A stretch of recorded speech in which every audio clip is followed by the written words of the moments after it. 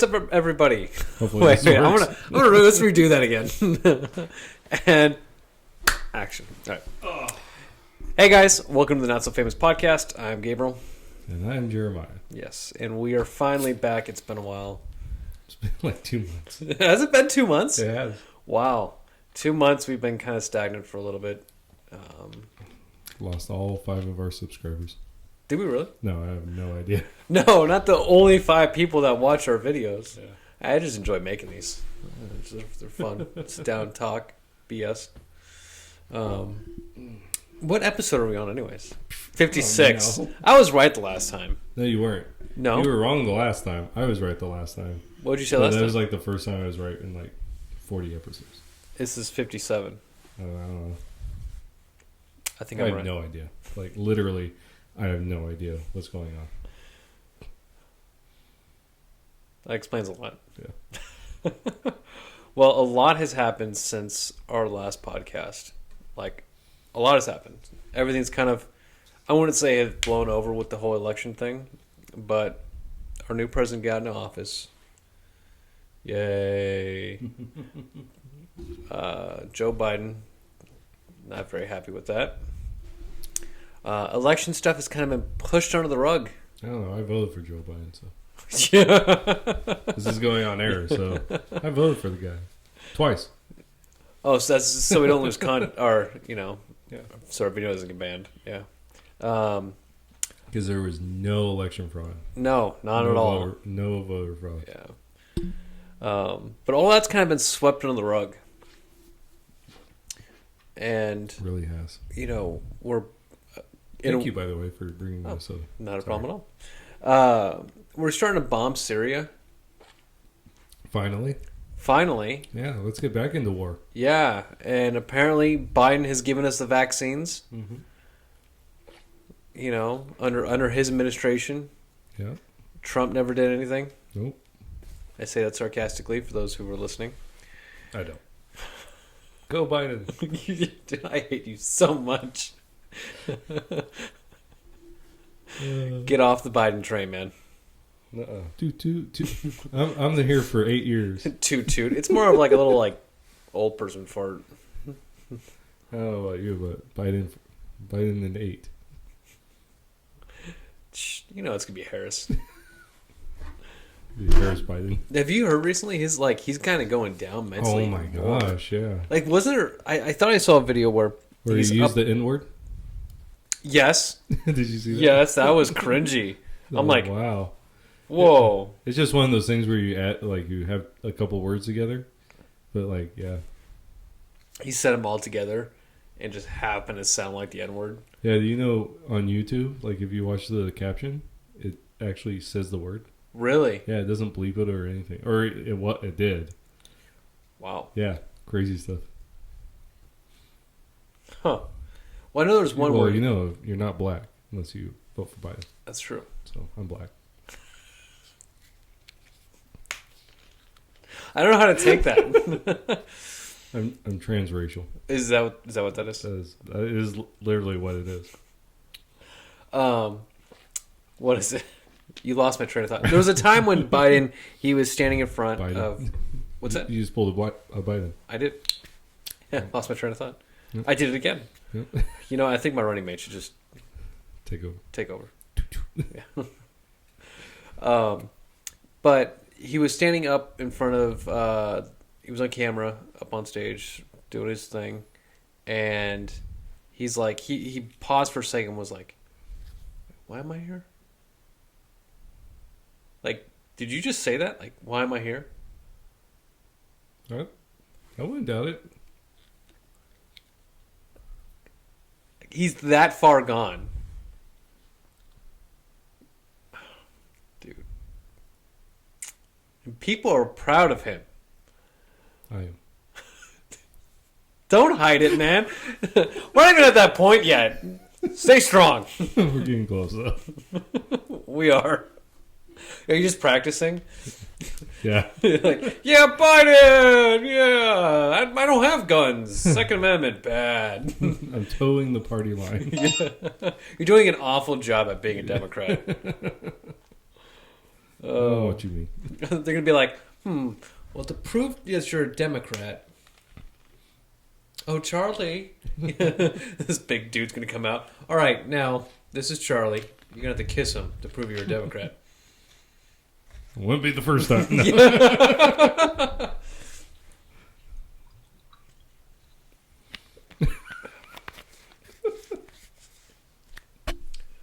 I wonder how many conservatives are going to swap over to Democrat when that whole time comes. Yeah. Are they going to stay steadfast in their beliefs, or are they going to go ahead and swap over? Well, I think you're going to have a lot of. I mean, think about. I know you shouldn't compare it to Nazis, but think about the Nazis. Like, just like in anything, the majority of people always go with the easy route. You know, that's why the Bible says, narrow is the path of salvation and wide is the path that leads to destruction. Mm-hmm. You know, because the reality is people are willing to do whatever it is to follow the path of least resistance. So I think you're going to get a lot of people that are conservative. I wouldn't call them conservatives, you know, but they're fair weather conservatives or Republicans, and they'll go to anything because that's the easy way out. So shift back and forth. You're Paul Ryan, you're John McCain, you're Mitt Romney. Mm-hmm. Well, and think about like. Okay, so if you have, it was really interesting watching the last several months, and you have people that were like staunch Democrats, right? Like super liberal, and then they started waking up to the liberalism, and so they shifted. But you see this all the time, like people, like if the economy's good, then usually the president that's in power continues to be in power. But like what happened with Trump, and I do think there's some shady stuff going on there. So there you go. But think about all the people that lived through one of the greatest economic, blossomings that the United States has ever seen, right? So under Obama, it was like an increase of $1,000 in 8 years. The median income for an American raised $1,000. Under Trump, in 3 years, right? Because we're not including that last year because of the pandemic. 3 years, it raised $5,000. That's huge in 3 years. And yet, how many people, as soon as that pandemic happened, just ate up all the negative stuff about Trump and then said, oh, well, you know what? I want him out. Even though the vaccines were, warp speed, as they called it, under his administration. And the, what's it called? And the economy was roaring back, like literally roaring back, even with all the lockdowns. Like we were starting to see things coming back, manufacturing and all this. And we're not even in 100 days yet with Biden. And really? No. Oh no, it's only been it's been just 60. Over a month. Because he came in January 20th. Wait, that late in January? Yeah, that's when he became president. I don't know why I was thinking beginning of January. Yeah, well, that's when your regular reps get sworn in. That's why. Okay. But January 20th, he became president. Mm-hmm. We are March 2nd, right? That's today that we're recording this. This will probably go up March 3rd. But so March 2nd, he has only been in there a month and what? A week, 2 weeks, something like that. And so you already see right now, the price of oil. I know they're saying it's because of Texas. No, it was going up before that freak storm went through Texas. It went up something like 20 to 25 cents within a week of President Biden coming into office. Like 25 cents. Wow. Now, I mean, what are we paying? Like almost 280. It's like 275, somewhere in there. Last time I got gas was a couple days ago. It was 274 in a month, and we were paying 215 before Biden came in. So, so you're already seeing the actual ramifications of a lot of what's going on.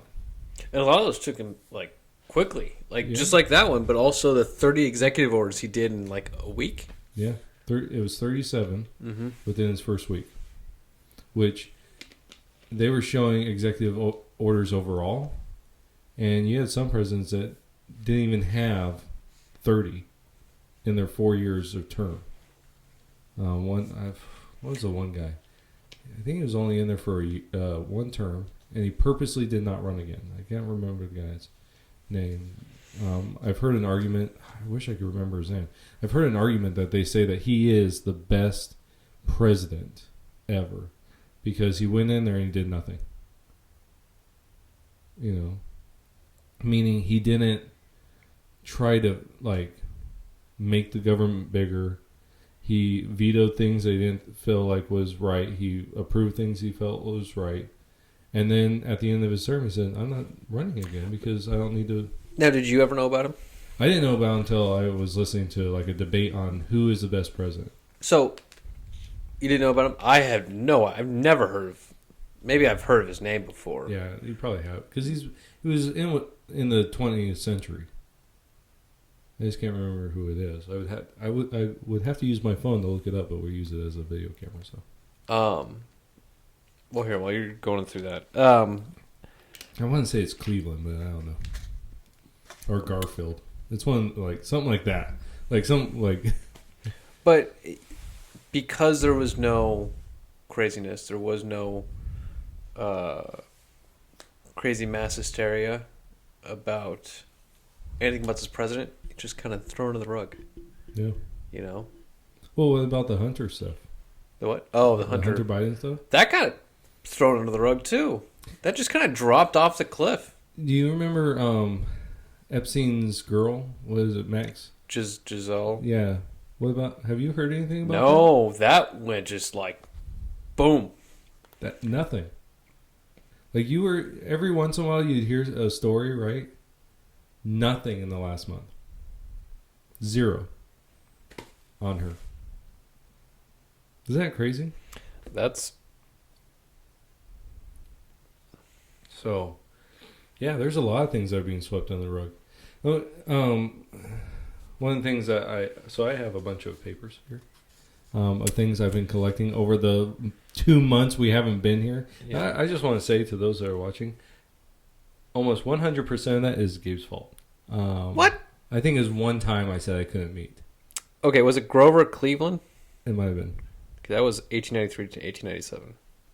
I don't know. Was he there for one? He was there for... I think, but I feel there was also Herbert Hoover.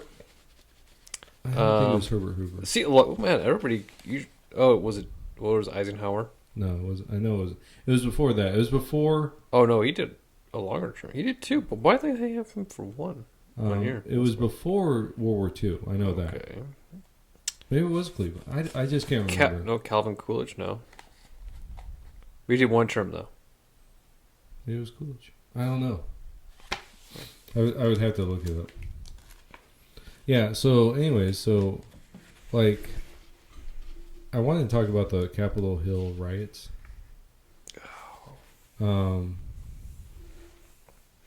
It's amazing how much has happened already in this new year. Yeah. And already into the new president's,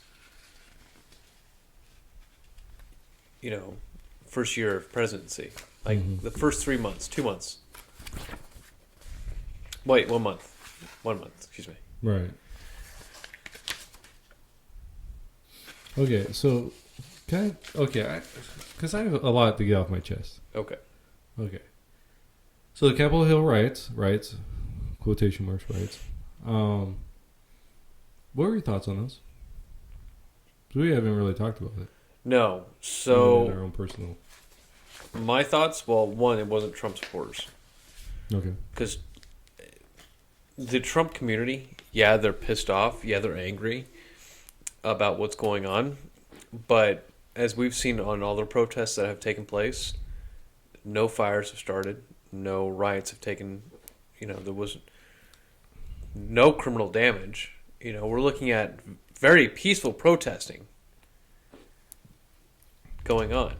So, now all of a sudden we're going to get these riots in Capitol Hill. I've seen some videos of the people who went in there and broke into Capitol Hill, and they were just let out of the back door, all calm and cool. Like, no, it's fine, guys. Just let them out the back door. It's okay. Like this was some kind of setup. And to be honest with you, it wouldn't surprise me this was Antifa. That's what I've always thought, that this was Antifa dressing up as Trump supporters. Doesn't surprise me. There was videos of buses coming up of people, and they're like, we don't even know who these people are. And they were pulled up with law enforcement, and people got out. And all these Trump supporters are like, what's all this about? So, I don't know, man. Me personally, I think they're Antifa.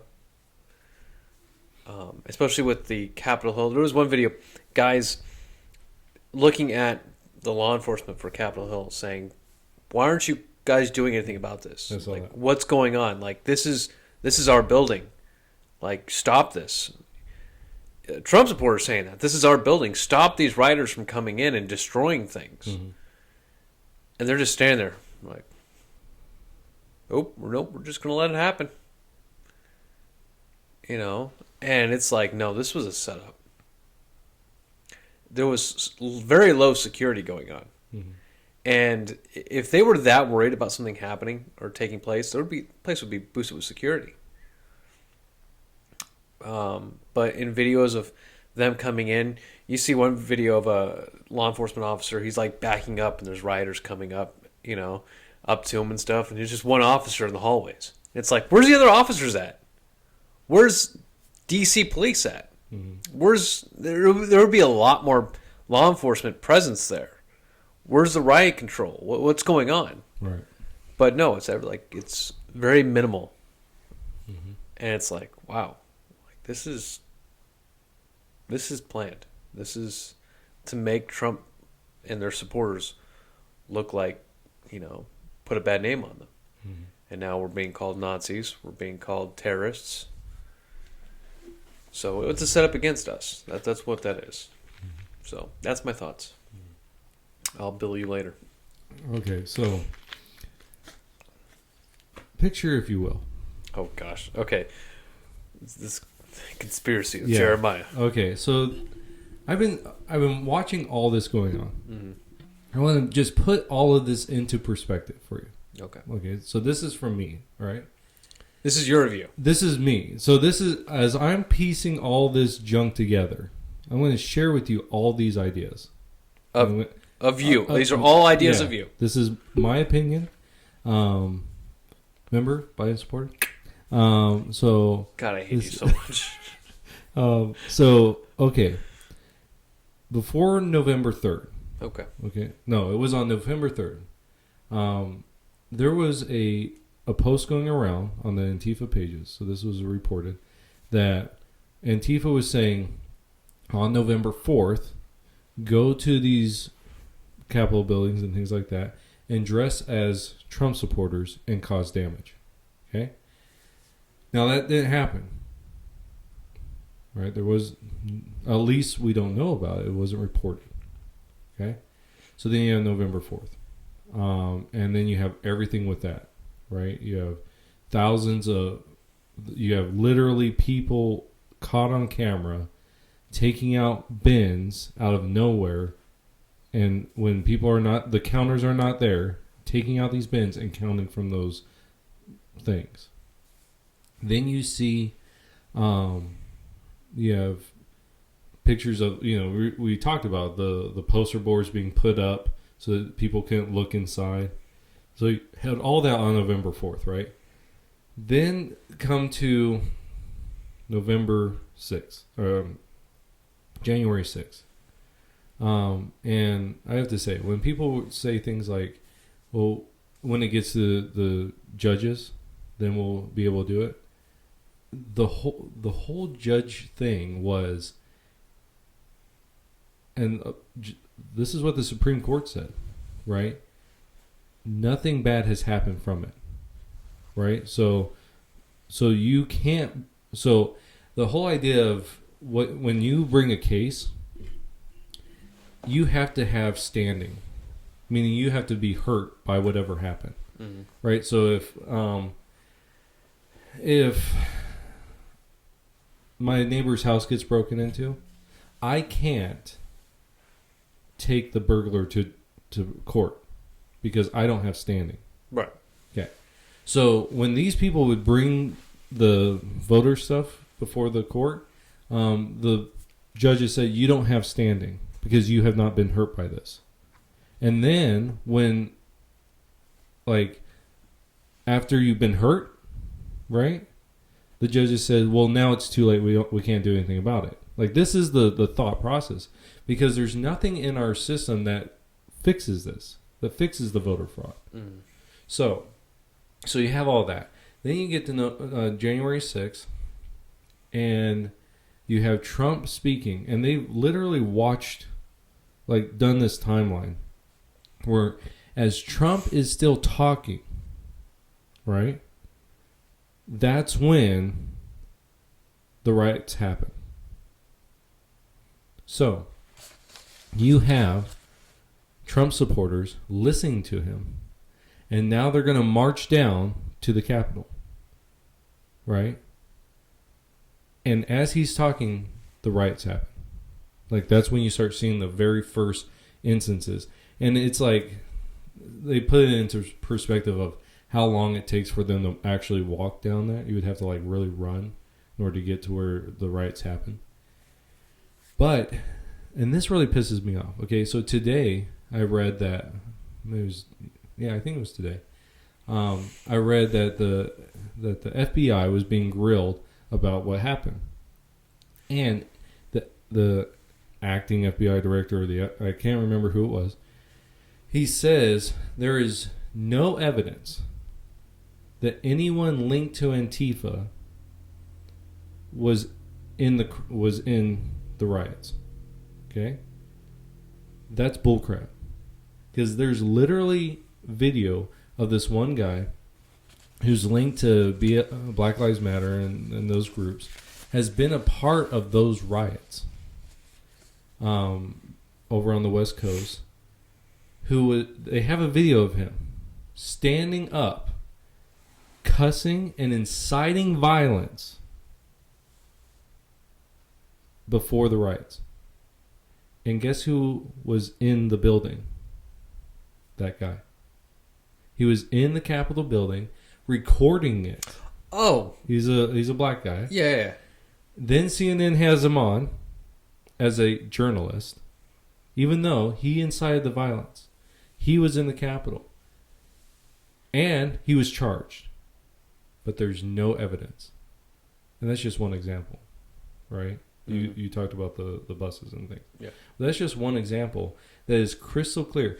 And then if you take that guy's call to violence and put it against Trump's, it's night and day. Mm-hmm. It's literally calls the violence, where Trump's isn't. I mean, I love the people that put his speech next to some Democrat speech. And I don't care who watches this, if you take Trump's speech, because that is the basis for the impeachment that followed, was that speech.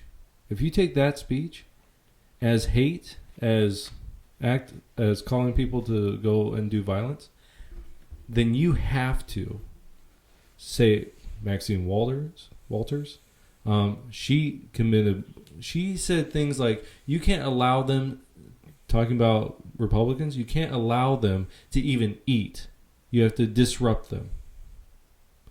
I think Nancy Pelosi said a few things. Nancy Pelosi has said some. AOC has said things. There's a lot of people that have said things. Bernie Sanders has said things, and this was a whole thing when a few years ago there was a softball game going on, and a Bernie Sanders supporter came out and shot and almost killed one of the Republicans. And it was okay, but Bernie Sanders did not. He might say rhetoric, right? What we call rhetoric. But he's not his words weren't taken as inciting to violence, but they were more harsh than what Trump said. Trump said peacefully protest, right? And the language that's used, we use it all the time. Like, people use that kind of language all the time. Like, we want to fight, right? That doesn't mean you want to go and have fisticuffs, right? It means you want to do what you can do so it'd be like, I'm going to fight for my rights. That means I'm going to vote. I'm going to talk to people. That's what it means. It's not, I'm going to go out and start shooting people, right? And then you get to the impeachment, which was just a farce. I mean, okay, so this is really interesting. So the question becomes why, okay, President Trump, he is as of the time of the impeachment, he is a private citizen of the United States, right? He's no longer the president. Why impeach him? One, by law, by the constitutional language. Oh my gosh, my leg hurts. By the constitutional language, the term impeachment means to take someone out of office. Right? He's already out of office. So you can't technically impeach him. So that whole thing with the House did, it was false. Like, it was illegal what they were doing. But they're allowed to do it. Why? Because they're in power. And the people that are like, oh yeah, impeach Trump, then you don't know what you're talking about. Like, you literally don't know what you're talking about. Because that's not what the Constitution uses as impeachment. What they should have done was gone after him through a court of law. But they didn't. Why? Because they couldn't. Because their impeachment is different than an actual criminal case. Right. Right?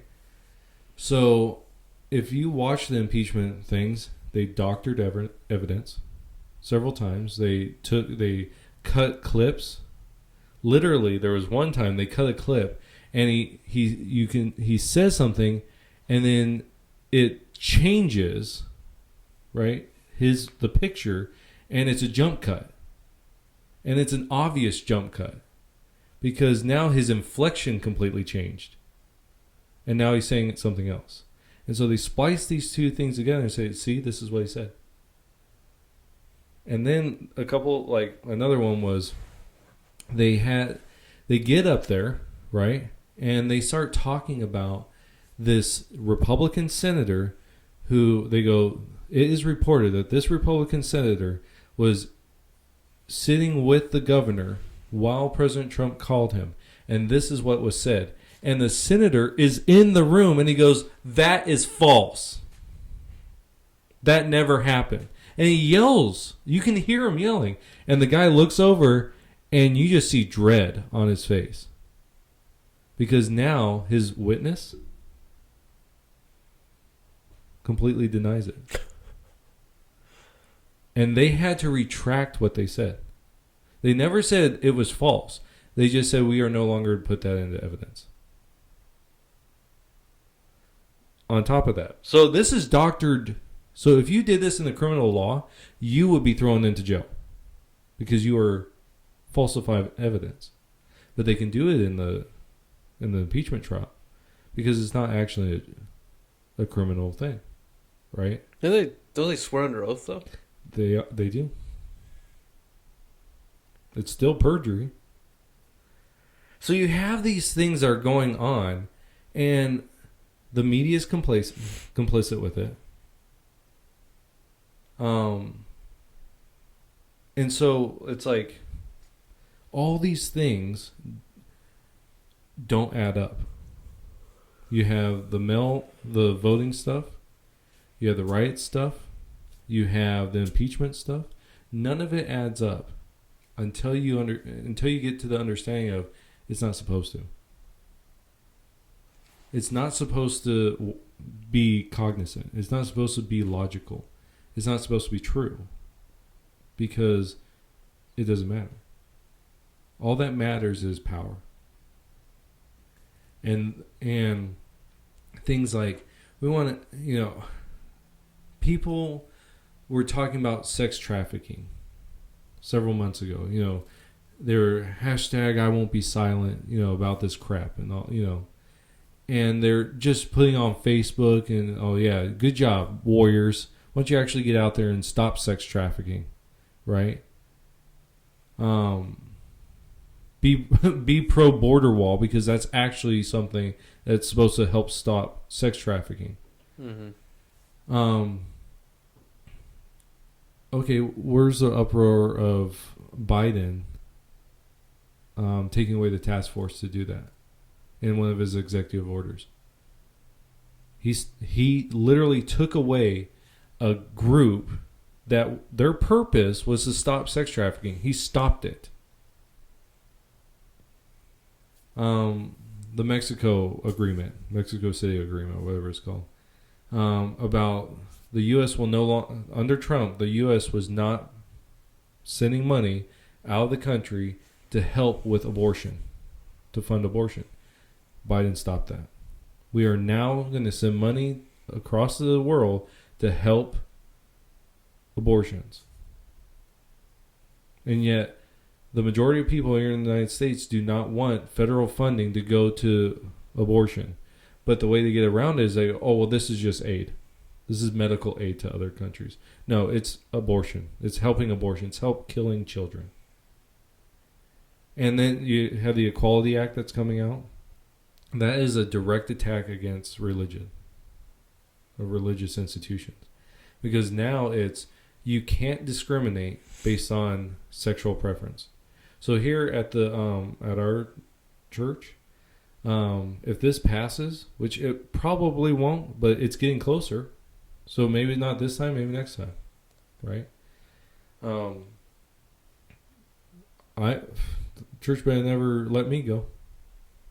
Better not let go our new youth pastor, because now we're gonna have to accept anyone as an application, so this goes for, it might not go for churches, but for like Christian schools, it will definitely go for them. So a Christian school can hire a gay teacher. Well, so they can't deny them based on their sex, but in the law, it doesn't say that you have to prove it, right? It just says that you have a belief that they denied you based on your sex. So let's say you work for an actual Christian school, not GCU, but let's say, I totally agree with you on that one. Yeah. Let's say Master's College. Okay, Master's College, a big Christian school. I don't know how Christian they are, but okay, we're gonna use them because I think John MacArthur was their president at one time, if not still. But so let's say you're the HR person for Master's College, and I'm over here. I'm a flaming homosexual, and I have all the tropes. I'm a '90s homosexual, right? So, what is it? Will and Grace, that guy.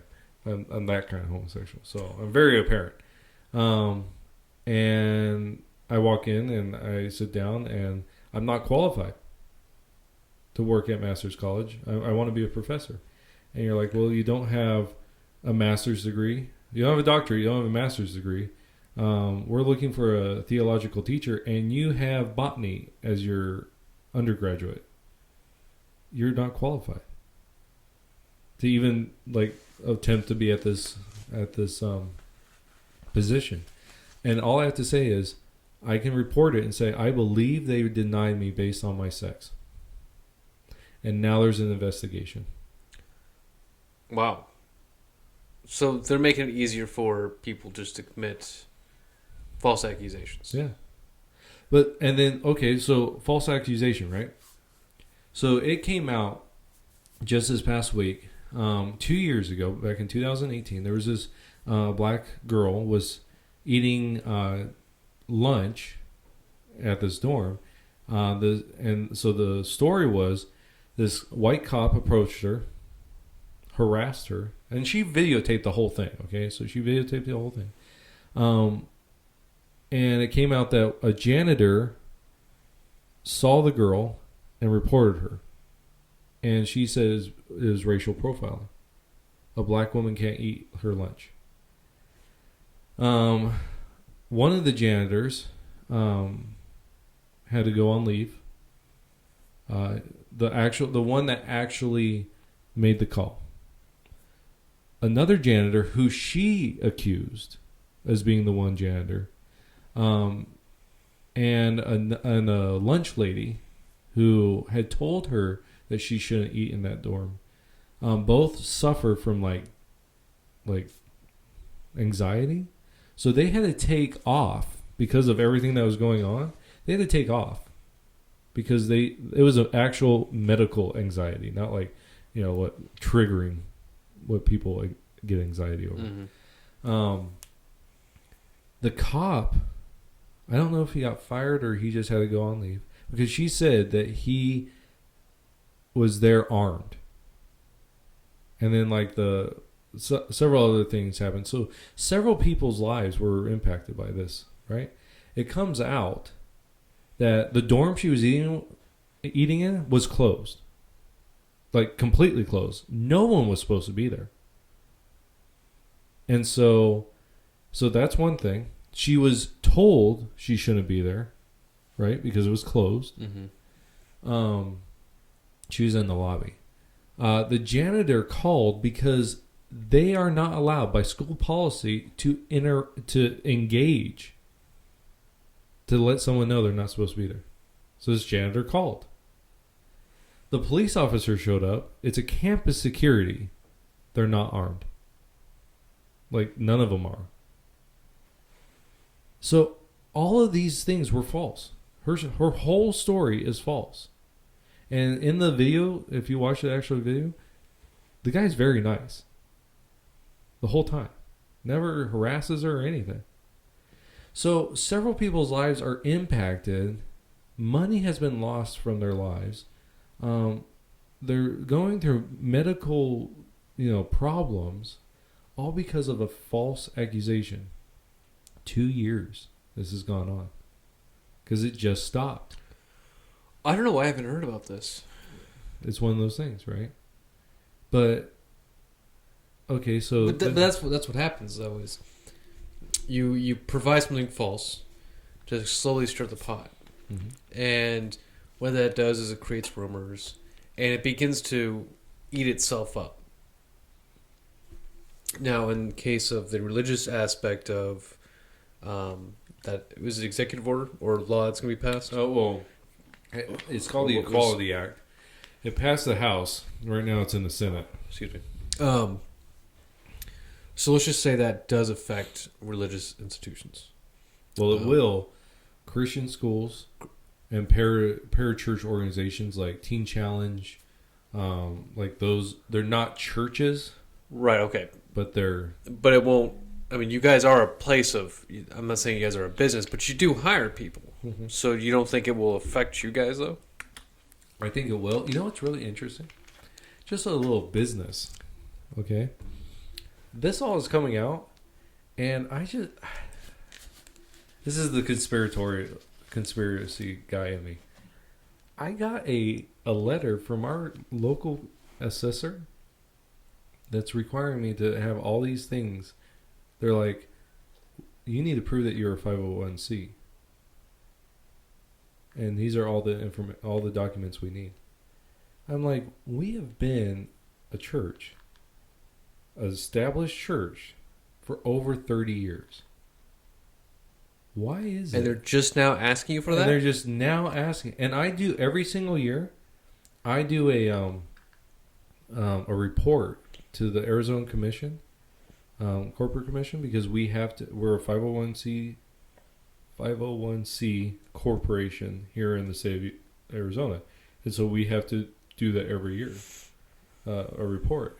And it's like, why do you need to know, like, all this stuff? Like, it was just weird because, like, all this stuff is going on, the Equality Act, and then all of a sudden we get this letter, and they have not called me back, by the way. So Interesting. yeah. That's really interesting. But let's just say it does affect you guys. You guys end up not hiring somebody just because they don't have the right qualifications. Or maybe you guys just don't need anybody, you know? And then they file that saying, hey, they aren't hiring me because my, you know, sexual preference or sex or belief, you know? And in reality, it's like, no, we just not hiring anybody, or no, you just didn't meet the qualifications. You don't have a bachelor's degree, you know? And all of a sudden, now you guys are getting smeared. Regardless of what the truth is, because of course the truth won't get to everybody. Boom, the church has been labeled. And now you guys are under fire. All right. And I think that's the primary thing about that. And I think this is going to bring down your university, your Christian universities. It's to bring down those last little bit conservative education systems, those institutions, the ones that truly are Christian foundation or conservative beliefs. It's to tear those down, that last little bit, and to bring up that socialistic education. Well, yeah, because the part of this is if you don't follow these guidelines, right? So let's say a Christian institution, you can no longer get any federal funding. That means loans, like student loans. You can't get those. Wow. So now a student, they can afford school, right? They just won't go there now. Now, they're not going to go to the Christian school because they cannot afford it. Which I personally don't think the Christian school should be, like, I just had this conversation with someone about, like, my school, the one I went to. I think that they just need to get rid of all their other stuff or just become a secular school because they're really doing a bad job.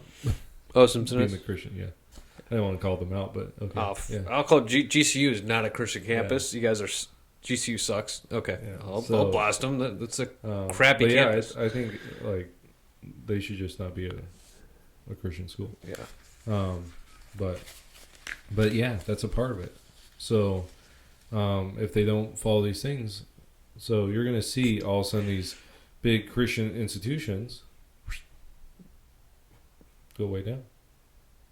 Sorry, I threw you under the bus there. Oh, I don't care. So Simpsons University. Oh, yeah. My bad. Sorry, I'll throw mine out there, man. It's okay. I don't care. Sounds like you do.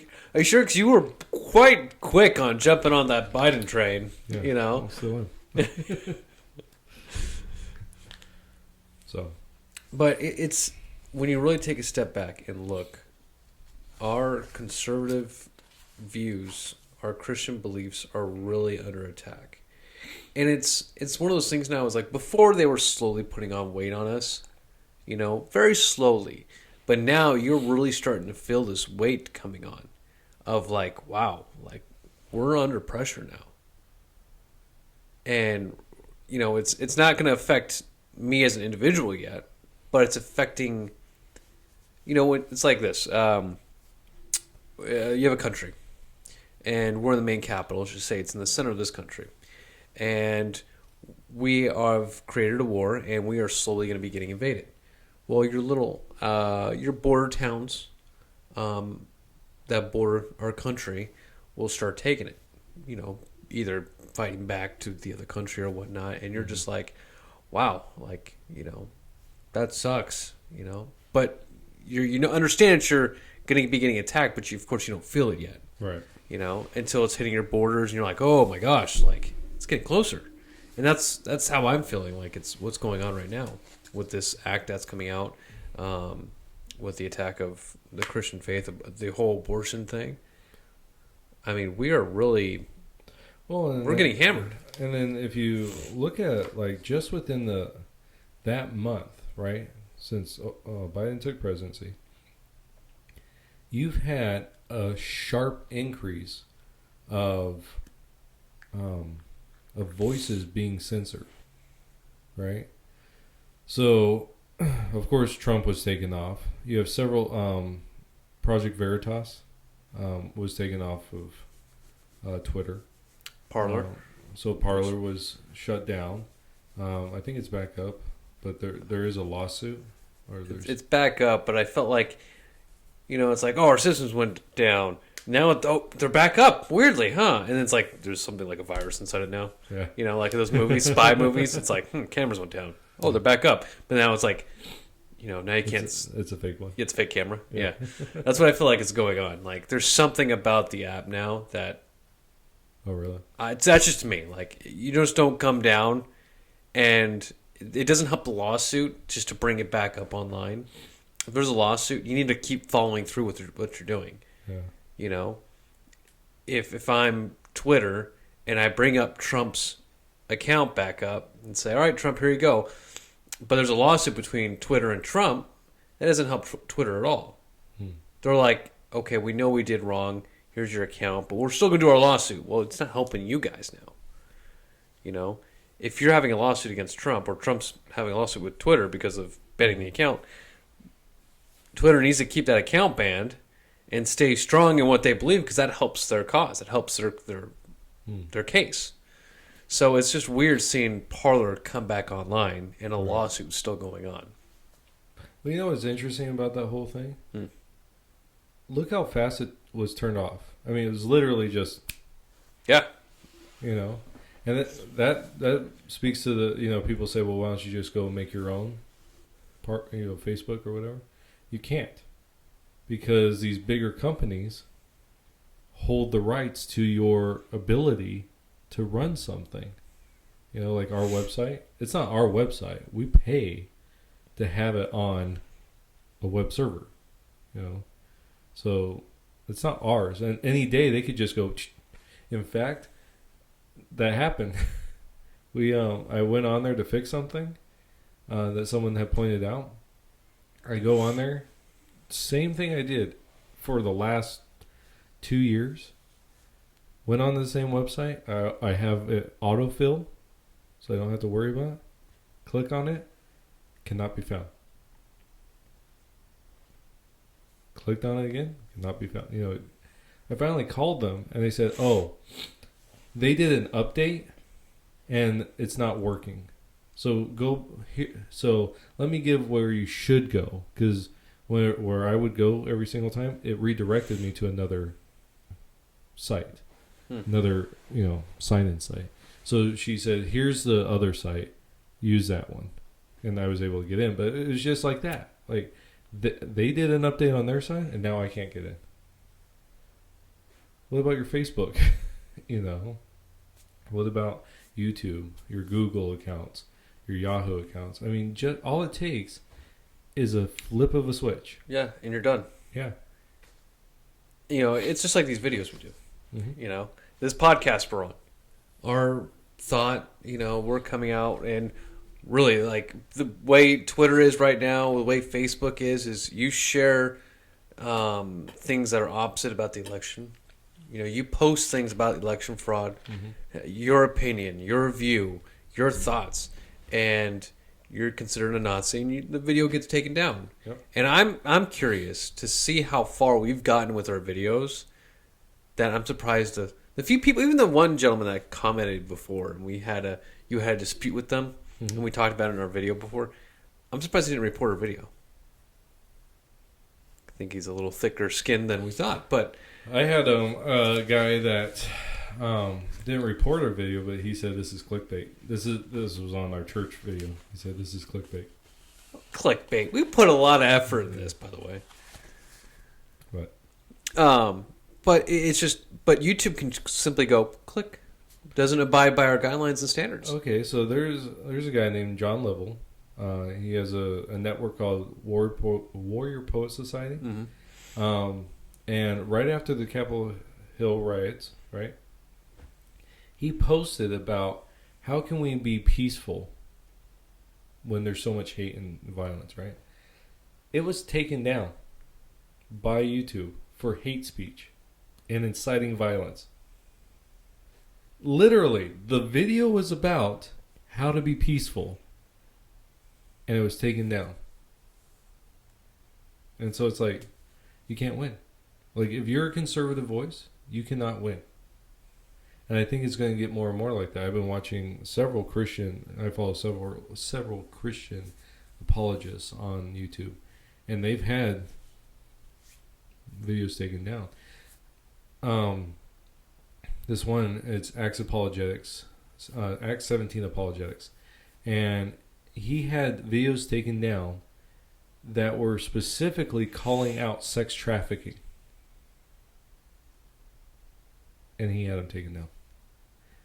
And it's like, so you want sex trafficking, and YouTube has actually had a problem of child pornography being on their website, and yet it's those that call it out that are getting it taken down, not the other way around. And so, yeah. Just for what you believe, your opinion. And what it gets me is you can make a video about, well, for instance, your Star Wars actor. Mm-hmm. What did she put? Gina, I forget her name. If I have my phone, I can look it up. What did she? If anyone wants to buy us a brand new camera, that'd be great. That'd be fantastic. Yes. But what did she post that got her fired from Disney? So she had a lot of things that ticked people off. But so like, I love this. So there was a push for people to put their pronouns, right? So my pronoun is him and he. That on their Twitter. So she put my pronoun is beep bop. And it was actually a reference to R2D2. Oh, really? Yeah. So she was referencing R2D2. That's cool because she's a Star Wars actress. Yeah, she's a Star Wars actress, and so she was having a little fun with it, and so she goes beep bop. Oh, but she was attacked. Literally, people were saying you are attacking, inciting violence and hate speech against trans people because you are mocking them with your pronouns. So that was one time. Wow. But the straw that broke the camel's back was, and okay, I want to put this in context. So another guy, so the actual lead, right? On the whatever his name is, Pedro Pascal, I think his name. He is a liberal, like progressive liberal, like real far left, and he posted something about basically Trump supporters being Nazis, like real explicit. She puts on she said something about the Holocaust. That's what Pascal was. She put on that a real thoughtful piece where she was commenting on how the censoring of people is exactly, and getting people to like censor each other, like your neighbors and stuff, and calling them out and getting the government to silence them, was actually what the German government did to the Jews. And that led to the Holocaust. So she points that out. She goes, and she just makes a statement that we're seeing that today. Well, that's censoring. Right. It's factual evidence that they did it back then, right. And we're seeing that happening. And you're making the comparison, and that's what broke it. Right. What's funny is what she was claiming is what did her in. Right. Now, I don't mean that as like that's funny because like what happened was funny. But funny, ironic. Funny, ironically. Yeah. But didn't she say in her post also to like we need to come together and stuff? Yeah. So she has posted other things about unity and stuff like that, and yet that's what canceled her. was that post. And what's funny is there's another. So the woman that plays Ahsoka Tano in the Mandalorian, mm-hmm.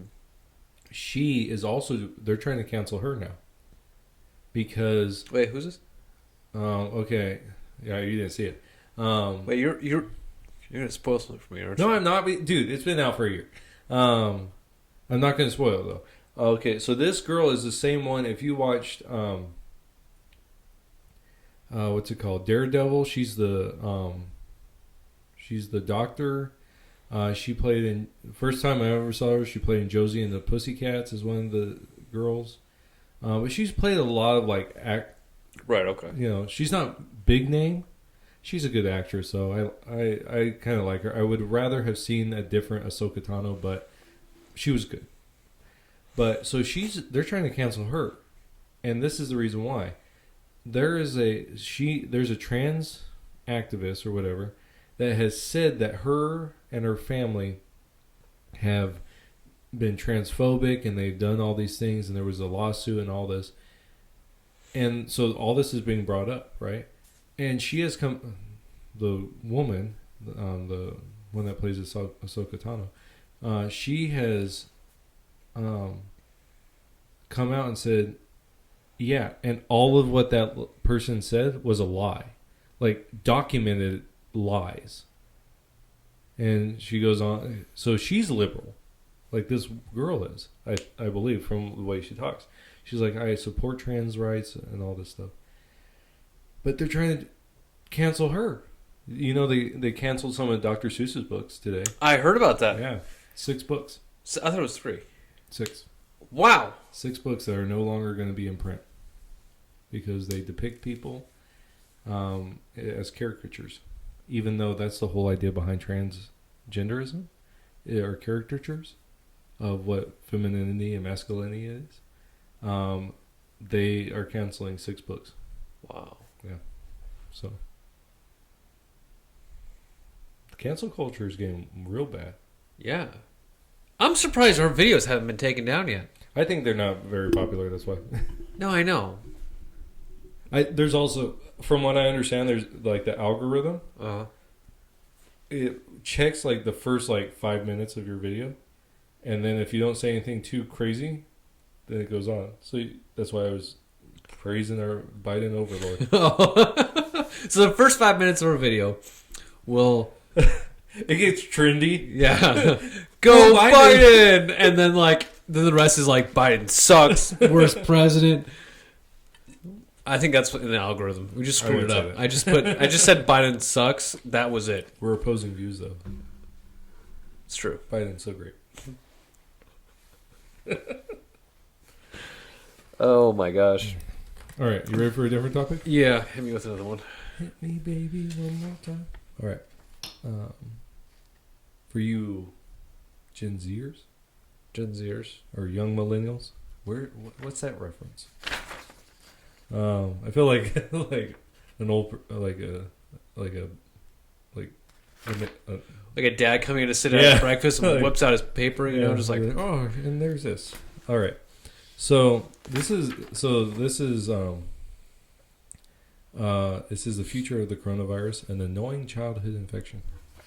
So, okay, so we've been doing the masks all wrong, right? Because it's not one mask, it's 2 masks, right? Yeah. So, if you've been wearing one mask this entire time, you don't know the science. There's 2 masks. You should be wearing 2 masks. And so everyone's wrong. But Fauci, he had said that you don't need 2 masks. And then he said you need 2 masks. Of course, he also said you didn't need a mask. And then he said you needed a mask. And then he was shown not to have a mask. And you know what's funny about him? I don't know where I'm going with all this, but they had this camera, right? He's doing an interview. Is that Marika? No. He's doing this interview where he has a mask on, right? And he goes through. Well, there's people recording him, and as soon as the interview goes off, he takes off his mask. Really? Yeah.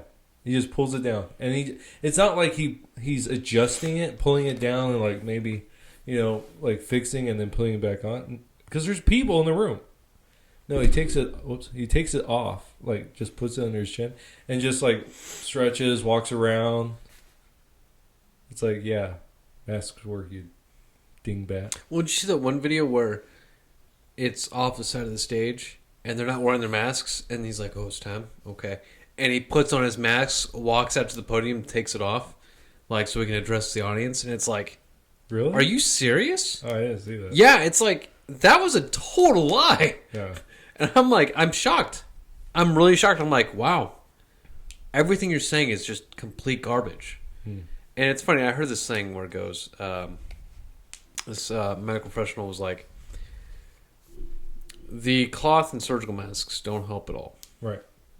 And they say one-time use. One-time use, but they say not really. It doesn't protect you. Right. It protects other people. Right.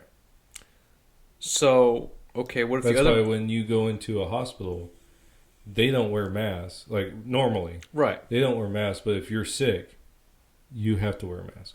Right. Yeah. Because it doesn't... Yeah. But with the surgical masks, what it does is that decreases your social distancing thing. So you could be Distance. up to 3 feet, 4 to 6, or 4 feet and be okay. Mm-hmm. But there's still a probability of you getting it. Mm-hmm. And of course, if somebody else wore a mask, it might go down a little bit, but you still have a high probability. And everyone and their grandmother's wearing cloth masks. Yeah, because that's easy to get. Yeah. People making businesses now are just selling masks left and right, just made of cloth. And the only mask that you can actually wear to actually physically help you out is I believe the N95. N95 masks. Yeah. And if you're not, not the KN95 masks, not those Chinese ones. Right, yeah. And I'm not saying that because of the whole coronavirus, China virus kind of thing. No, it's like those don't work at all. Yeah, the way they're made. Yeah. Yeah. N95 mask, if you're wearing that, you're good. If you're not wearing that, you have a probability of getting the coronavirus. Right. But we want to push it out there. Wear these cloth masks. It's okay, guys, And I feel like those cloth masks really hold in the bacteria. They do. And will get you even sicker. Most of the people that I know that have gotten sick wear masks. Like, all the time. Mm-hmm. They wear them when they're not by themselves. They have a mask on. And the people that are wear the mask most seem to me to get it. I read a study that said that it was like 75% of people had worn a mask, that got the virus, had worn a mask frequently within the last week. Why? My theory, being, Dr. Jeremiah Bricker, is it is. So you put that on your face. Let's say someone coughs. It's the droplets, right? The droplet gets on the mask. Now what do you have? Now you're just breathing that thing in. So what just happened?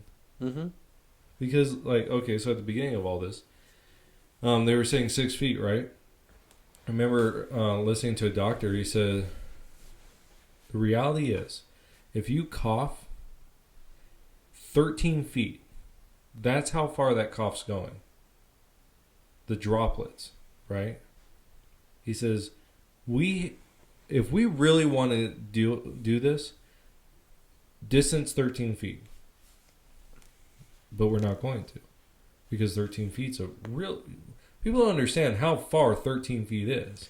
Oh, you'd have only 2 people in line. Everybody else would be standing outside of whatever building or establishment they're buying stuff from. Right. But my whole thing is, I think masks are just becoming a new fashion now. Mm-hmm. It's becoming a normal trend. But it's becoming a normal trend that is actually screwing our bodies up. Yeah. It makes our immune systems go down. Yeah.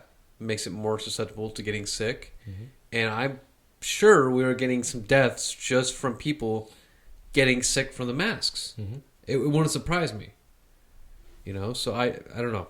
I think the sickness you can get from the masks would be a lot worse than coronavirus. That's just me. Well, yeah. So this article. I mean, I kind of stole your thunder there. No. This is how a conversation works. Yeah. So this article, it says. So I told you the heading, and it says right underneath. Once immunity is widespread in adults, the virus rampaging across the world will come to resemble the common cold. Scientists predict. So, in other words, we're not going to win. Right? Even now, like the coronavirus, the variants that are out there, they're talking about how we can't, our vaccines don't work on some of these variants. Mm-hmm. Right? And some of these variants are worse. Like some are like more easily contagious but not as bad symptoms, and some are harder to get but really bad symptoms. So it's like, so how long are we going to do this? I mean, well, who was it? I think it was Fauci. He said we should be wearing masks into 2022. Biden, who is all about, I have a plan to fix this and we're going to, take this down. One of the things, he was probably said it in an honest moment. He says, we don't have a plan or something like that. It's going to be dark days ahead or something. He said something along those lines of basically, yeah, we don't know what we're doing here. We just had our heads up our butt the entire time when we were talking to people, and because I think it's more, again, going back to that when we talked about first, it's about power. It has nothing to do about the coronavirus. It had everything to do about, I would love it if someday we actually got the real numbers for the coronavirus. Like, I don't think we ever will. But, like, instead of, okay, you died from the coronavirus, even though you died from a heart attack, that type of stuff. Mm-hmm. Like, actually knowing people that died from the coronavirus, not from the heart attacks or the flu or that, but actually from the coronavirus. I know there are people have, because especially old age, it breaks down your immune system, and now at a point you die. So I want to know those, because the flu, we're in our best flu season ever. Very few deaths. Did you hear though? Heart attacks are down. Like, oh yeah, there's like barely any flu cases. Yeah. Like flu's just disappeared. Well, yeah, because the COVID-19 has the same symptoms as the flu. Right. So if you start getting flu-like symptoms, you immediately think you have COVID. I've got this, and that, mm-hmm. and it's like, oh, you've got COVID. Well, I don't know if I told you, our dog groomer, mm-hmm. she went to the doctor, and the doctor said that the whatever the test for the coronavirus tests, there's a strain of flu right now that has the exact same marker. So the test can't differentiate between the two. He's like, you have to actually come in and we can tell you what you have. But if you just take the test, you will test positive for coronavirus. He says, so there's that. It's like, wow. So there you go. So even if you have the flu, this particular strain of flu, and you get tested, you're going to get positive for coronavirus. And now there you go. Less flu, more coronavirus. But it's across the board. Heart attacks are down, because of they're being placed into the coronavirus. And so, well, all deaths are going down. Really, there are. And so, I wonder how many abortion deaths were claimed as COVID. Yeah. Baby got COVID-19. Baby was still in his mama. Yeah. Yeah. that was a bit of a dark humor there, but no, but that's but that does happen though. It's like, oh, he died from COVID. No, he didn't. And this is we've kind of talked about this before, mm-hmm. but you want to see the real numbers. Yeah, you ain't gonna see that, man. Right. And CDC screwed up the numbers anyways. Mm-hmm. When I think Trump asked for them, didn't he? Well, the lady Was it WHO or was it the? Well, the CDC? Who sucks. The band and no, I'm just kidding. Dude, careful, man. I like the band. I know. That's fighting words. So I know that one of his doctors, the lady, she came out and said they're not being done correctly, that they're adding other deaths into it. So.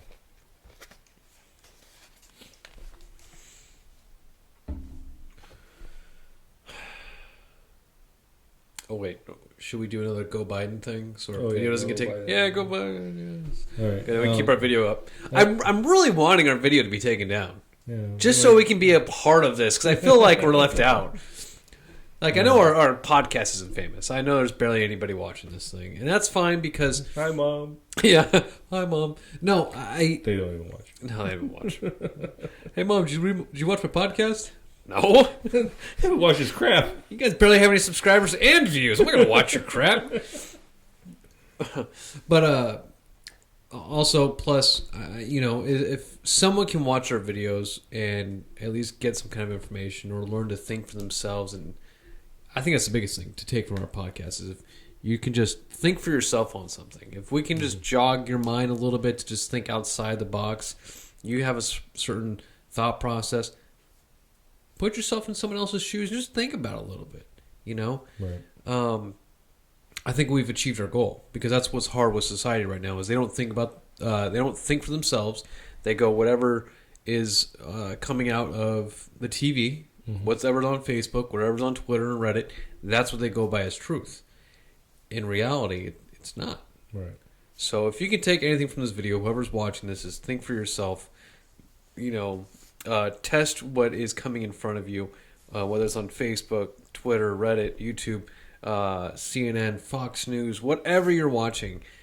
And I think for us, we're not in D.C. We're not in any political office. We're not in kind of anything to go ahead and really tell the American people, really kind of like make a difference with anything. And I think for us, the best way we can do that is just by posting a video on YouTube and somehow, that's our part till that Civil War comes. Mm-hmm.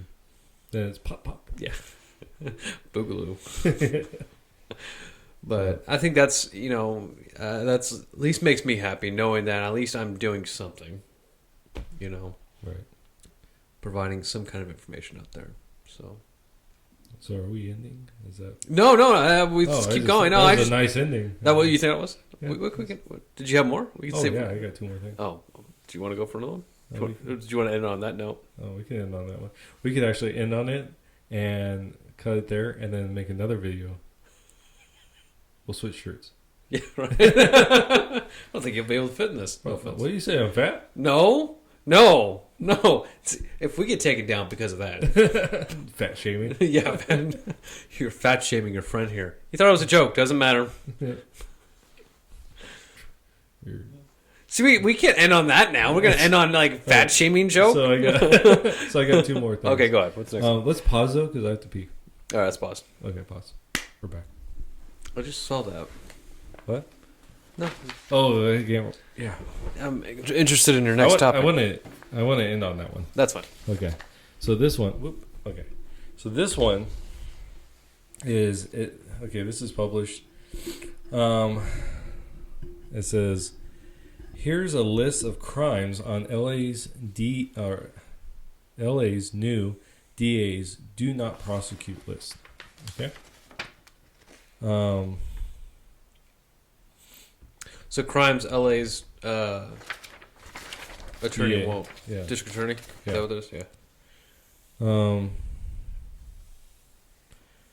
Okay, so here are a couple things.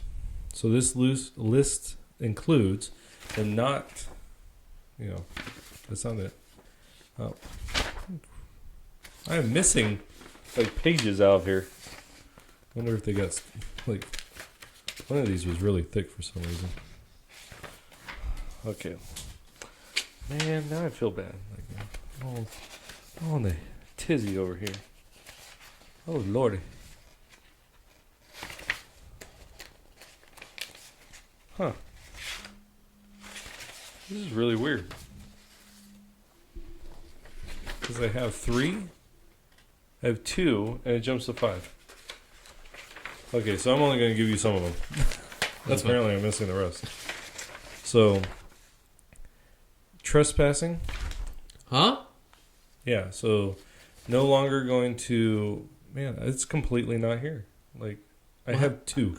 How many? Just 2 things? Well, I only have 2. The other page isn't here. Oh my gosh. So what are the 2? Trespassing and disturbing the peace. So those are no longer going to be prosecuted. Seriously? Yeah. So those are 2. Man, I wish I had the rest. What was the reason for that? Because they don't want to. They're cutting back. In fact, they're taking money out of the police and moving it to other services. Wow, what's the worst time to be in LA right now? Yeah, so he said. So one of the things he said was, for decades, tough on crime advocates, the private prison industry, the bail industry, law enforcement unions, which is really interesting because they go after, the Democrats do go after law enforcement unions. Really? Yeah, well, they go after all unions. Well, yeah. All organizations that profit off taking away your liberties. They sold us a false narrative that more police, stiffer penalties, and more people locked up in prison made us safer. So that's what he said. Now, what's interesting is that there is actually a correlation between the increase of police officers and the decrease of crime. But he is saying that that's not true. So I have no idea where the rest of this went. I'm highly disappointed in you, Jay. I am disappointed. But in you trespassing, though, that's a big one. Yeah, it is. Huh. And disturbing the peace. Those are both very big ones. I'm interested to know what the rest was. What's the title of the article? It is. Here's a list of crimes on LA's new DA's Do Not Prosecute list. It is from it's Fox News.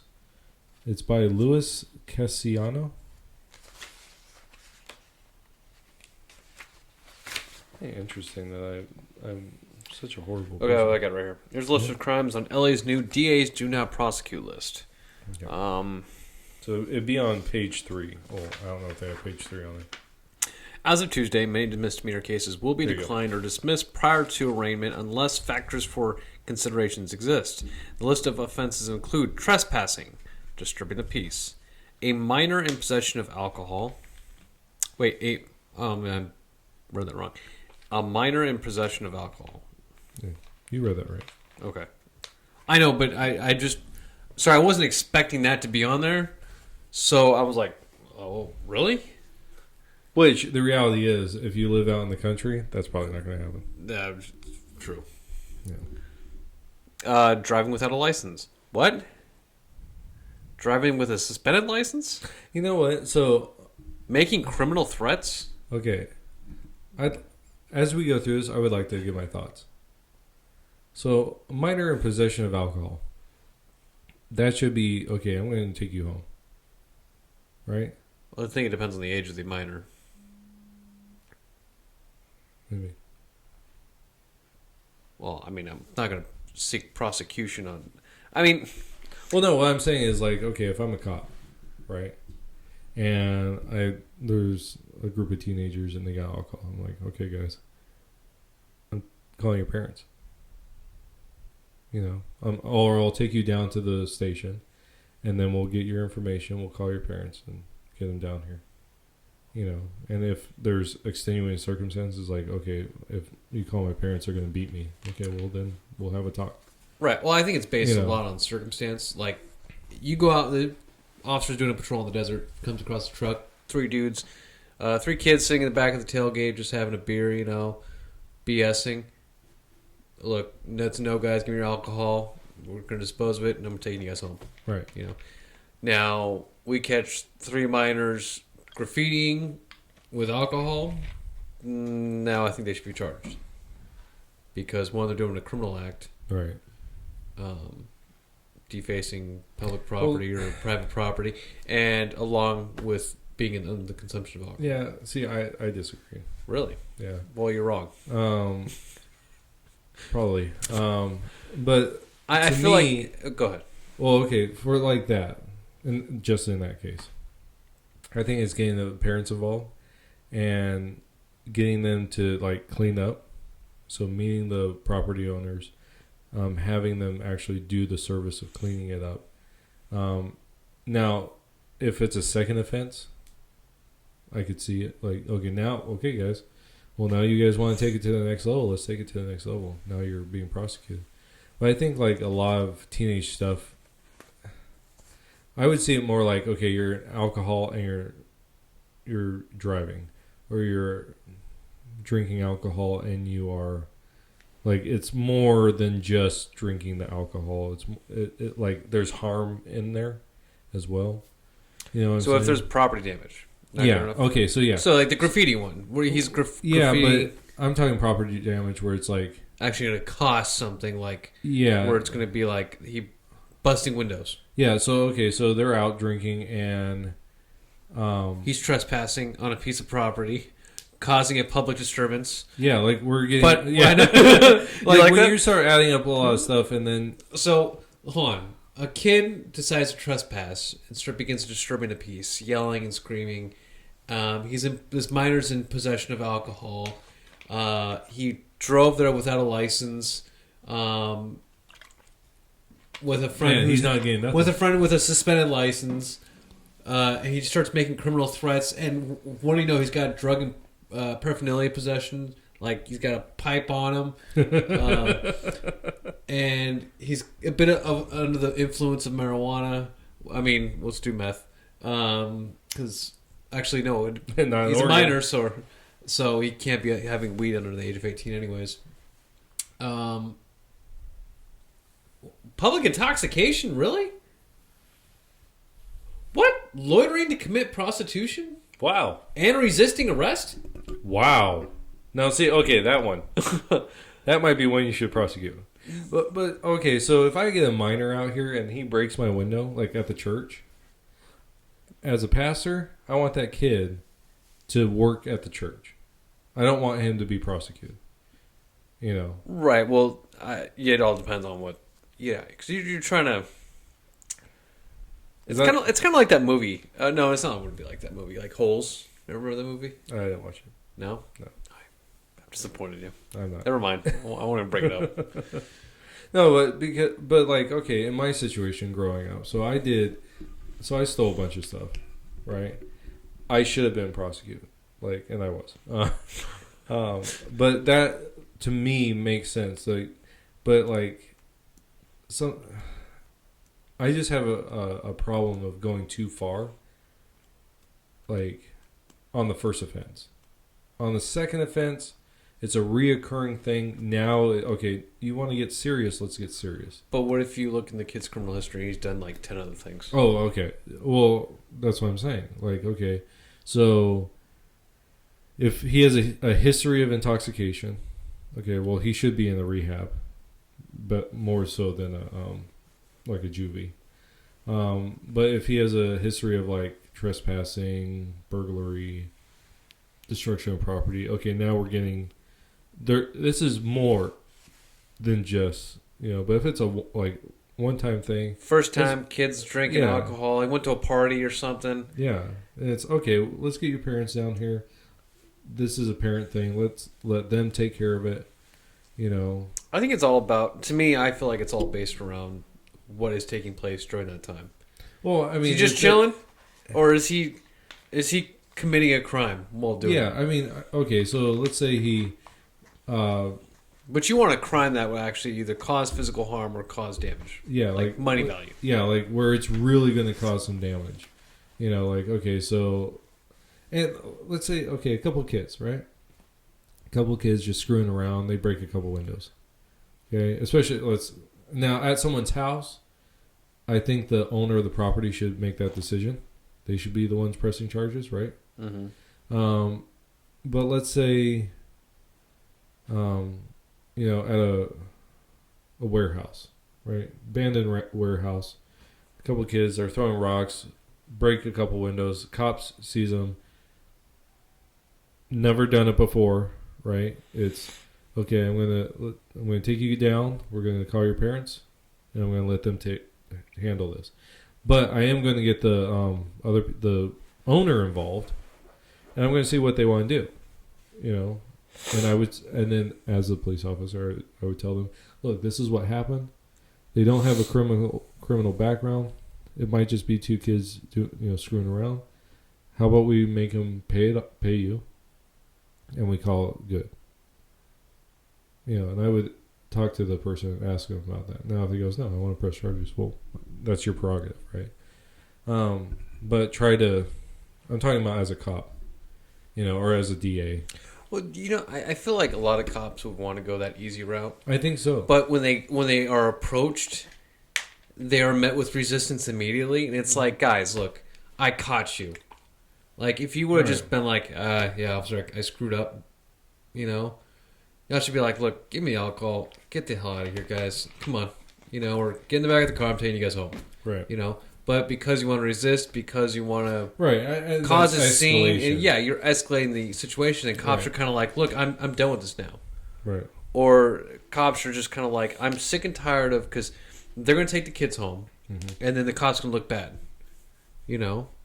regardless. The cop's going to do the right thing, not prosecutor pick up the kid and put him in the back seat and take him back home to mommy. If he did that, mommy's going to get pissed off. Mm-hmm. It's just the way society is nowadays. Oh, I understand. The cop's always going to lose. So it's like, look, we're done playing this little game of like trying to be this cool cop right now. And I don't blame cops, wanting to not be that cool cop anymore, but to be that strong and firm cop because society's going down the crap. Right. Well, I understand, and I think there is a point of that. I just don't, working with teens, I just don't like them immediately to get hit hard. Because especially now, like, when they put something on Facebook, that's there, right? And 10 years down the road, I mean, we see people right now being canceled for things they said, 10, 15 years ago. And so it's the same thing to me. It's okay. So let's say this kid, first time drinking, right? First time ever having a beer, and the cop gets there, and the cop's like, "No, I'm taking you in, and we're pressing charges because you're underage drinking." Like, what happened to that kid? Let me put my Judge Dredd glasses on. Yeah, I am the law. Yeah, you know what I'm saying? Like, no, we're gonna go down full punishment. I understand. I'm just saying, like, and I can see this kids in LA, these snotty kids, and trust me, in our community, it's not as bad as like cities like Phoenix or cities in California, but you get some snotty kids. Mm-hmm. And I think that goes to, like what I was saying before, is when the officer arrives and is presented with a situation, how is the suspect dealing with everything? Right. Well, I think if like there's a pushback, like especially against authority, that it needs to be, and that's what I'm saying. Like you can have it escalate, and that be fine, but the intention. Mm-hmm. So like first time offenders, especially underage, to me, we should be more lenient with.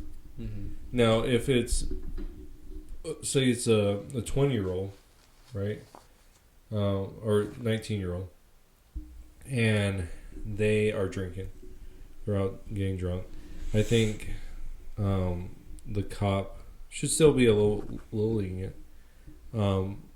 But be like, hey, dude, this can go one of two ways, and you're the one that's going to decide. I can either take you home, and you can sleep it off, and you can learn from your mistake, or, You can spend the night in jail, or make him spend the night in jail anyways. You know. But I was like, I'm not doing the paperwork on this, and you're going to learn your lesson.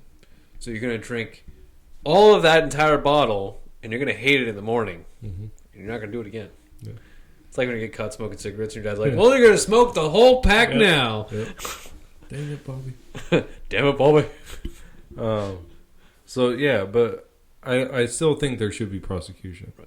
But this guy's saying no prosecution for these crimes. So, unless they're extenuating circumstances. They're the drunk meth head, you know. Well, some of those I'm just kind of shocked, though. Let me get back to it. Where am I at? Up, went too far up. Oh, went too far down. No, I went too far up. Trespassing, disturbing the peace, a minor in possession of alcohol, driving without a license, driving with a suspended license. Okay, so I want to hit that driving without a license. To me, if you have a license, right? Let's say you're driving down the road and you forgot your wallet, right? You just forgot it. I've done this.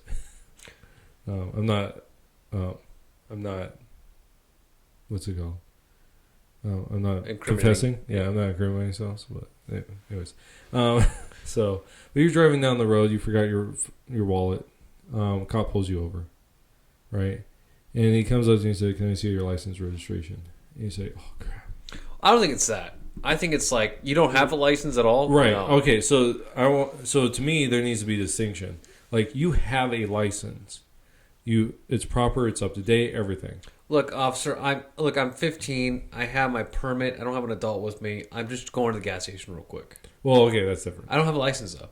Okay. I'm talking about someone that actually has a license. Okay. Who forgot it. Well, yeah, of course. Okay. So and the cop says, "Okay, you have it. I know you have one, right?" Okay. To me, that's a separate thing to the 15-year-old who wants to be out there driving. Right, or someone that doesn't want a license, they're like, I'm a sovereign citizen, right? That whole thing. No. Sovereign citizen going to California? Yeah. It's in the wrong state. But you know what I'm saying? Like, no, because driving is a privilege, not a right. Right. Second Amendment is a right, not a privilege. Right. Okay, so for someone that wants to drive, if I want to drive, I have to get a license. Right. So if I am going to drive and I say, no, I'm not going to get a license, that is breaking the law. Right. So now, to me, there's separate issues. Right. Okay. I just want to make that clear because if it's just anyone driving without a license shouldn't get prosecuted. Well, Grant doesn't specify that, but we agree with both of that. Yeah. So I want... As we're going through this, I want to say, okay, so here's a situation where it shouldn't be prosecuted. Here's a situation where it should. Right. Okay. Driving with a suspended license. See, that to me, that goes into the... Right. It's a privilege. Yeah. Yeah. Get it fixed. Making criminal threats. I think that needs to be prosecuted. I mean, hate speech gets blasted all the time and taken down for things. Why not criminal threats? Yeah, because that's literally... That can be assault. No, assault. What is it? The difference. There's assault and there's... Assault is actually the attack. But then there's... Oh, what's the other one? It's where you say, like, I'm going to kick your butt. Insinuating? No. That's not insinuating because I'm actually telling you. Insinuating would be like... I'm thinking about kicking your butt. There's a butt that needs to be kicked, and you're right there. True. I don't know what you're... I forget what it's called. But there's two parts of it. One's like, is the verbal attack, and that can be prosecuted. And then the second is actually the physical attack, which I think that's the battery. Mm-hmm. I just can't remember the other one. Anyways. Drug and paraphernalia possession? I'm wondering on how much. Okay, so I am...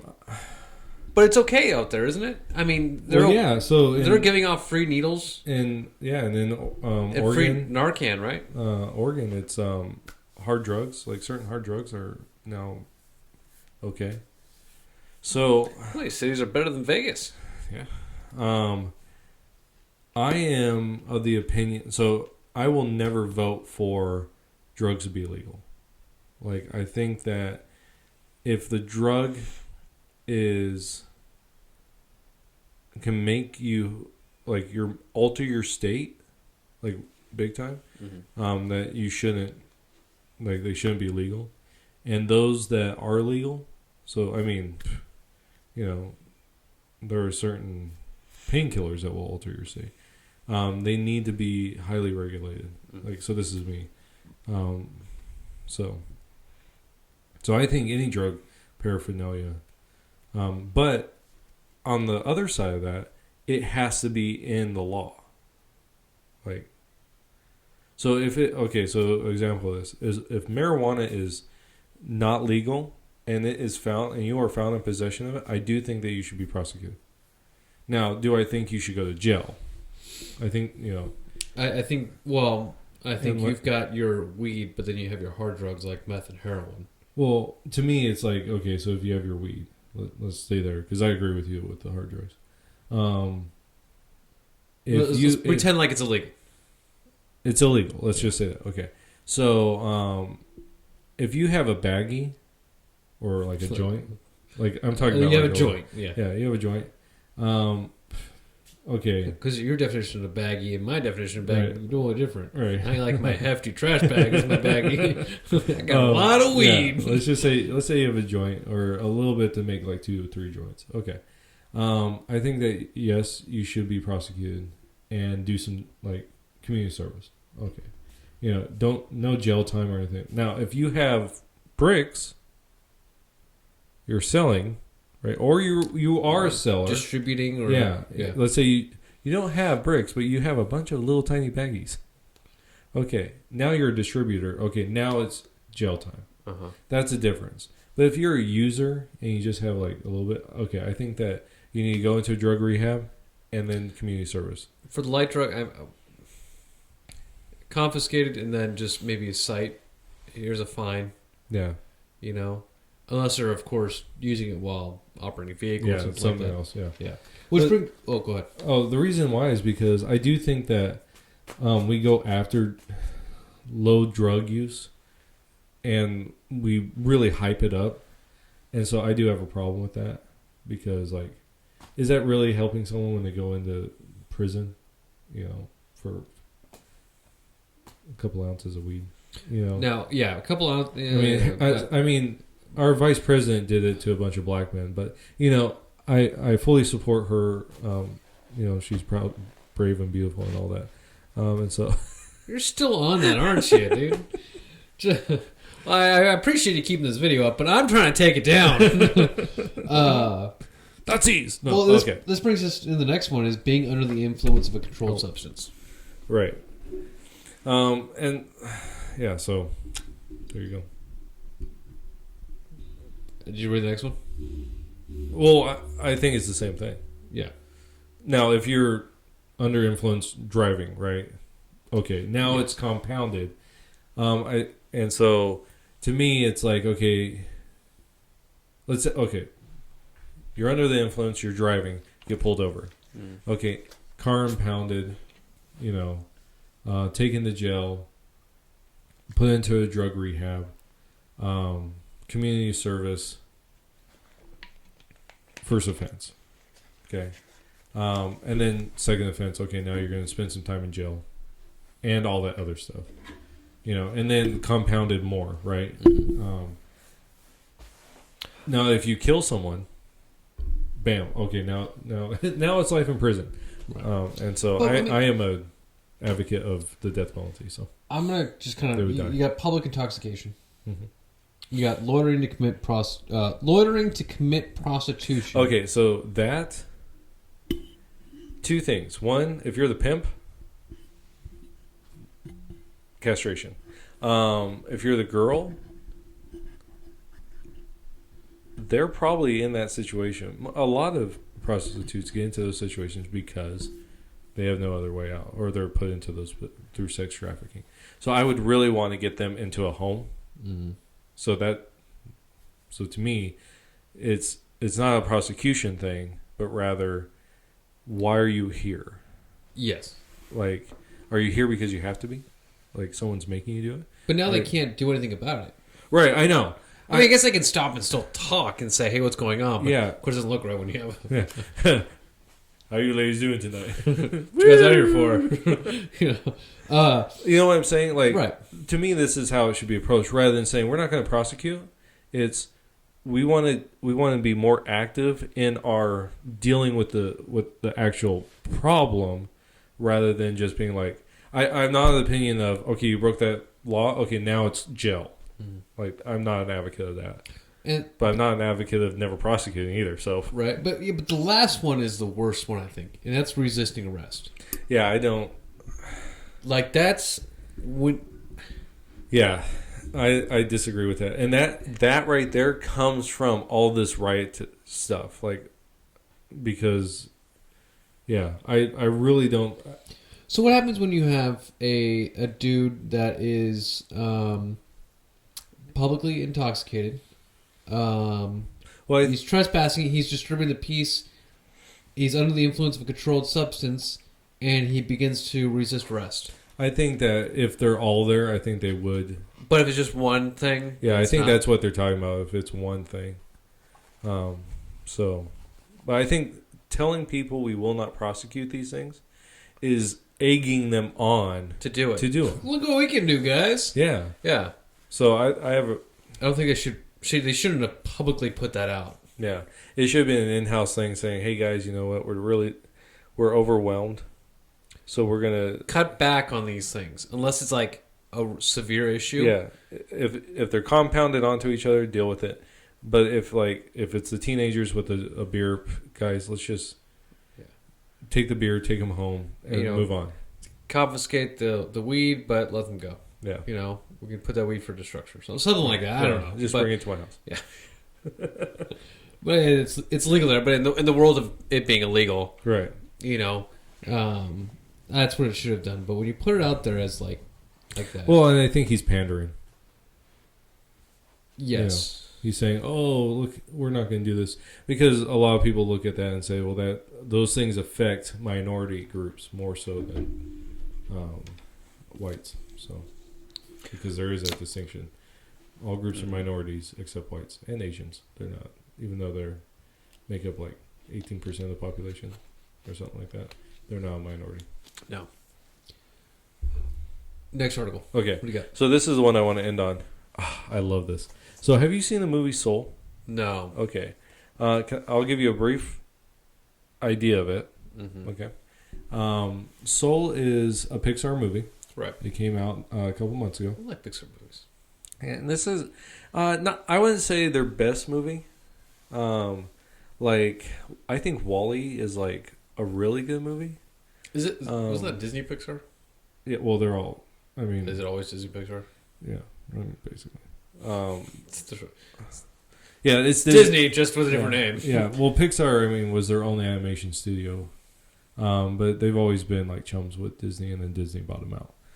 In fact, I think their head guy of Pixar. See, Disney bought them out? Yeah. So it's Disney. Well, yeah, now. But like when it made like Toy Story, it was Pixar. Yeah. But Disney was like the backer, the distributor, and stuff like that. So, yeah, well, I think the head of Pixar became the head of Disney Animation. And that's where you get like the new like Frozen, Wreck-It Ralph, those types of things, where it's really story driven instead of like the way it used to be, where it's more like, oh, here's like a girl and she falls in love, and there's your film, which those are really good films though. Like which one? Like all of them. Cinderella, Snow White. Oh yeah, those are all classics. Though. They are, and I'm not saying it's just kind of like bad. the same thing. Yeah, but so he moved over, and they became more like robust in their storytelling. Anyways, so this is brand new, the newest one that came out, and the story is basically you have this jazz pianist, right? And he's kind of lost in his world, and he thinks that. If I could only make it in the jazz world, right? Because he's a teacher, like a junior high teacher or something like that, music teacher. And he doesn't see that's not his purpose, right? He says, if only I can make it into this jazz world. Well, then he dies, right? He never makes it, and he dies. And so it's a story of him, right? He dies and he goes into the hereafter type of stuff, but he doesn't go into the hereafter, and instead he goes into the before. It's actually very Mormon, and it's oh, really? Yeah, and it's theology, which is really interesting. So there's a whole other video I could make just on that. And so, but anyways, he goes to he was going to the post, but he went to pre. Yeah, where it's like there's souls there. He's like all like the baby souls. Like, Yeah. You're going into the baby now. Right. Oh, interesting. So he meets his he doesn't befriend, but he meets his soul that has been there for literally since the beginning of time. Just doesn't want to go in. Yeah, just doesn't feel like there's a purpose. So, so the story is about them, right? And so it's based in jazz, so black community, right? The main character, he's black. Most of the characters are black. There are a couple white characters, but it is real, and there's a couple like Asian characters, but it's really black community. But the thing is, it's soul, right? That's the name of the thing, and it's a double meaning, right? Soul as in jazz, soul music, yeah, soul music. And soul as in literally souls. The physical souls. Yeah. And so it goes back, and the whole thing about this is purpose, right? What is your purpose?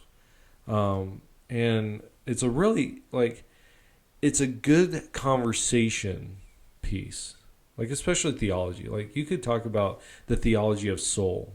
In Christian doctrine, the soul is literally created at a point of conception, meaning that when the sperm and the egg come together, God breathes life there, and at that moment you are a person, you are a soul, right? Your spirit and all that other language. So the rest of the mumbo jumbo. Yeah, all that junk. So that's it. Right. Well, in other ideas, you have in the Hindu, you're a soul, and it's just a repeat, right? In Mormonism, it's literally a soul. So it's similar, but it's not in this. In that, you are a child of the main God, and you choose to go down and be in the body. In this one, it's just souls are created. How they're created doesn't go into it, but souls are there, right?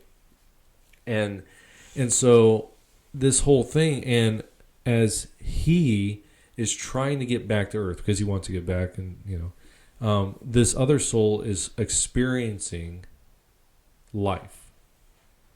And it's really a beautiful... Going on this journey with this jazz guy, okay. With this jazz guy. And he realizes at the end. So they both realize purpose and meaning and, these ideas. And so when he returns, it's a whole new world for him, right? It's literally Ariel. It's a whole new world. Oh, no, that's Jasmine. So it's a whole new world. So it's a great story, but it's within the jazz context, right? But it's really not about jazz. And it's really not about black community, right? But in the story, it brings in the black community, right? Which does give it a dimension of being interesting, because it's really the mom in it is a typical black mom, and she's hilarious, and she's great, and she's loving, but she's strict, and it's a great character. The characters surround the characters are just great. Mm-hmm. And so you seen it? Oh yeah. Oh. So it sounds like a good movie. It really is. I was, like I said, it's not Pixar's best, but it ain't no Cars 2. Let's just say that. No. I don't know if you've ever seen Cars No. 2. To me, Cars 2 is the worst really? of Pixar. But Pixar really has a really good reputation of putting out good films. Yeah. And several other films, I think. Like, one of my favorite films is just came out. Oh, shoot. What is it? It's the dead one. I forget what it's called now. The dead one. Yeah. I can't remember what it's called. But I really like that one. I think that, to me, it's was probably that the best. the I even did a sermon series on Day of the this Dead one? Yeah. Oh, okay. I know which one you're talking Yeah. about. Coco. Yeah. Yeah. I love Coco. Like, I feel like that's their best one. Like, by far. Anyways. Well, so Okay, so that's the story. it's a great story from what you're telling me. I'd like to see it. What's the issue, Jay? Okay, here's the issue. Because I'm like, oh, you're not just going to tell me about this movie. Yeah. What a cancel culture ruin this time. Here's the... Okay, so this is from a guy by the name of Robert Daniels.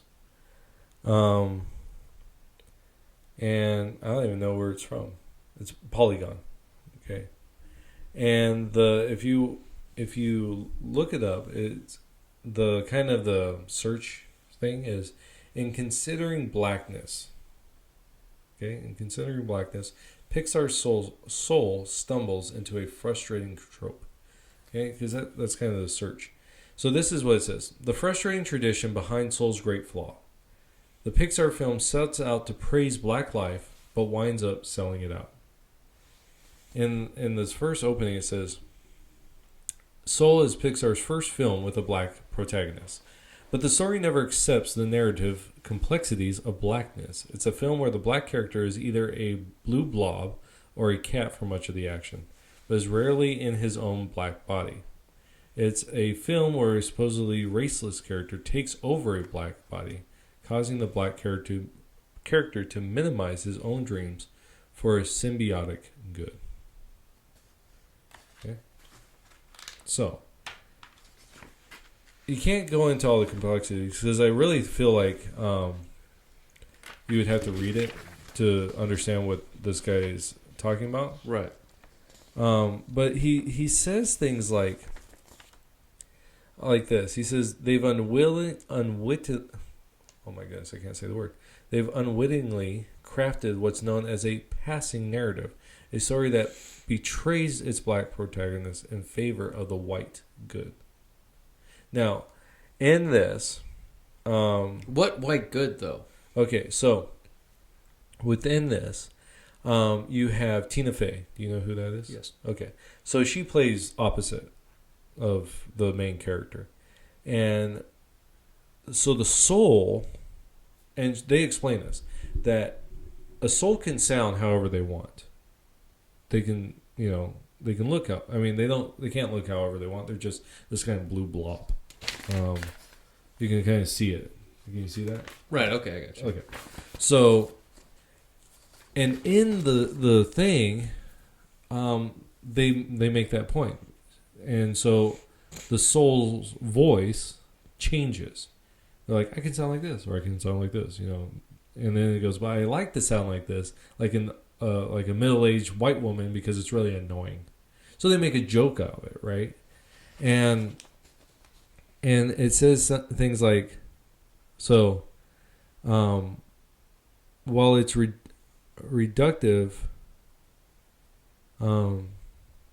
to say someone sounds white, there is a dominant syntax attached to whiteness that influences vocal quality. So basically, they don't like the fact that that they use a white woman. What's this guy's name? This is Robert Daniels. All right. Well, he needs to reach up and take his panties out of his butt crack. Yeah. So,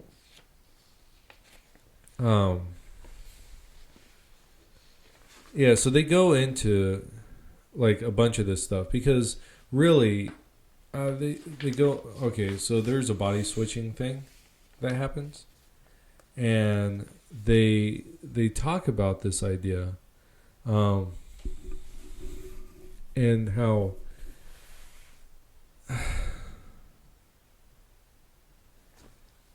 how basically the white person is in the black person's body, and how this is really a story about a white person. It's a white person's story. So when I watch this, I never and they attribute this to blackface. Like they're saying that this is a type of blackface. Okay, a white person in a black person's body is a type of blackface. And so this idea that they're saying like it needs to be more black, basically let's take out the white and just have the black. So they made the souls black looking.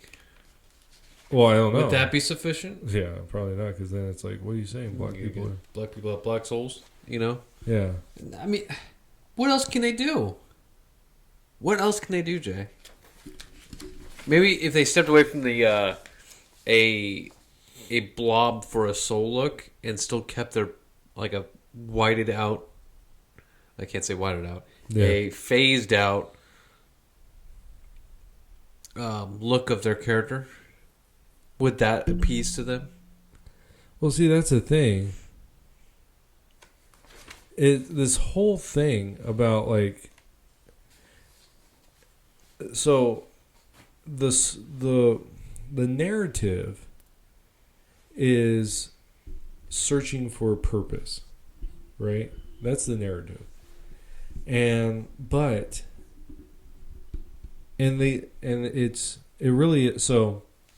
this author, article's author doesn't like that it's basically a story with blackness on it, right? That's how he kind of describes it. Mm-hmm. Rather than have a blackness and a story over it. Does that make sense? I got you. And so, but to me, while I was watching it, I never once thought that they're taking blackness and using it, right, as a secondary element. Rather that this is just this person's life. That he is a jazz musician. That he is struggling. And what he's struggling with is a common human struggle. And so to me, it's like, okay, if I didn't know, because I feel like I think that I'm a decent amount of deep thinker. Giving a lot to yourself there. Yeah. If I had never thought about these issues, which I have, but if I had never thought about issues such as like purpose and and I just was in my own world, right? That, this is teenagers like this, right? Where I'm the only one who feels this way, right? If I was in that kind of thought, watching this would actually expand. Wow, there's other people out there that are not like me that have the same issues, right? Of purpose, because that's what he struggles with, is not having purpose. And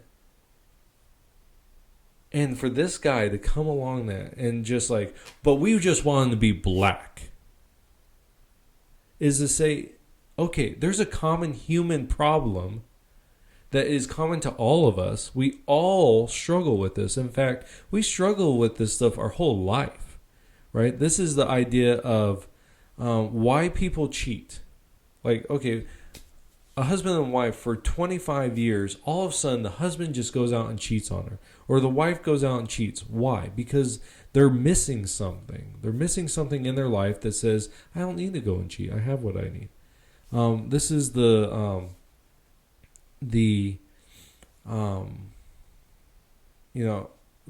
husband dies and now the wife says, oh, finally I can do whatever I want, because she felt like she couldn't do certain things. This is the husband or the dad that goes through a midlife crisis because purpose is something huge. This is what young people have to, they're going through their lives, and especially so you're going through this and trying to figure out your purpose in your early teens, and then you get into college and you feel like you're starting to, I know my purpose. I'm going to go get this degree and I'm going to change the world. And then you get into your late 20s, early 30s, and you're like, oh crap, this sucks, and I'm not fulfilling what I thought I was going to fulfill.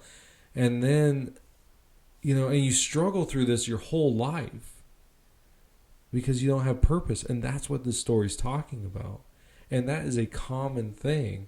And they're using this beautiful music, jazz, right?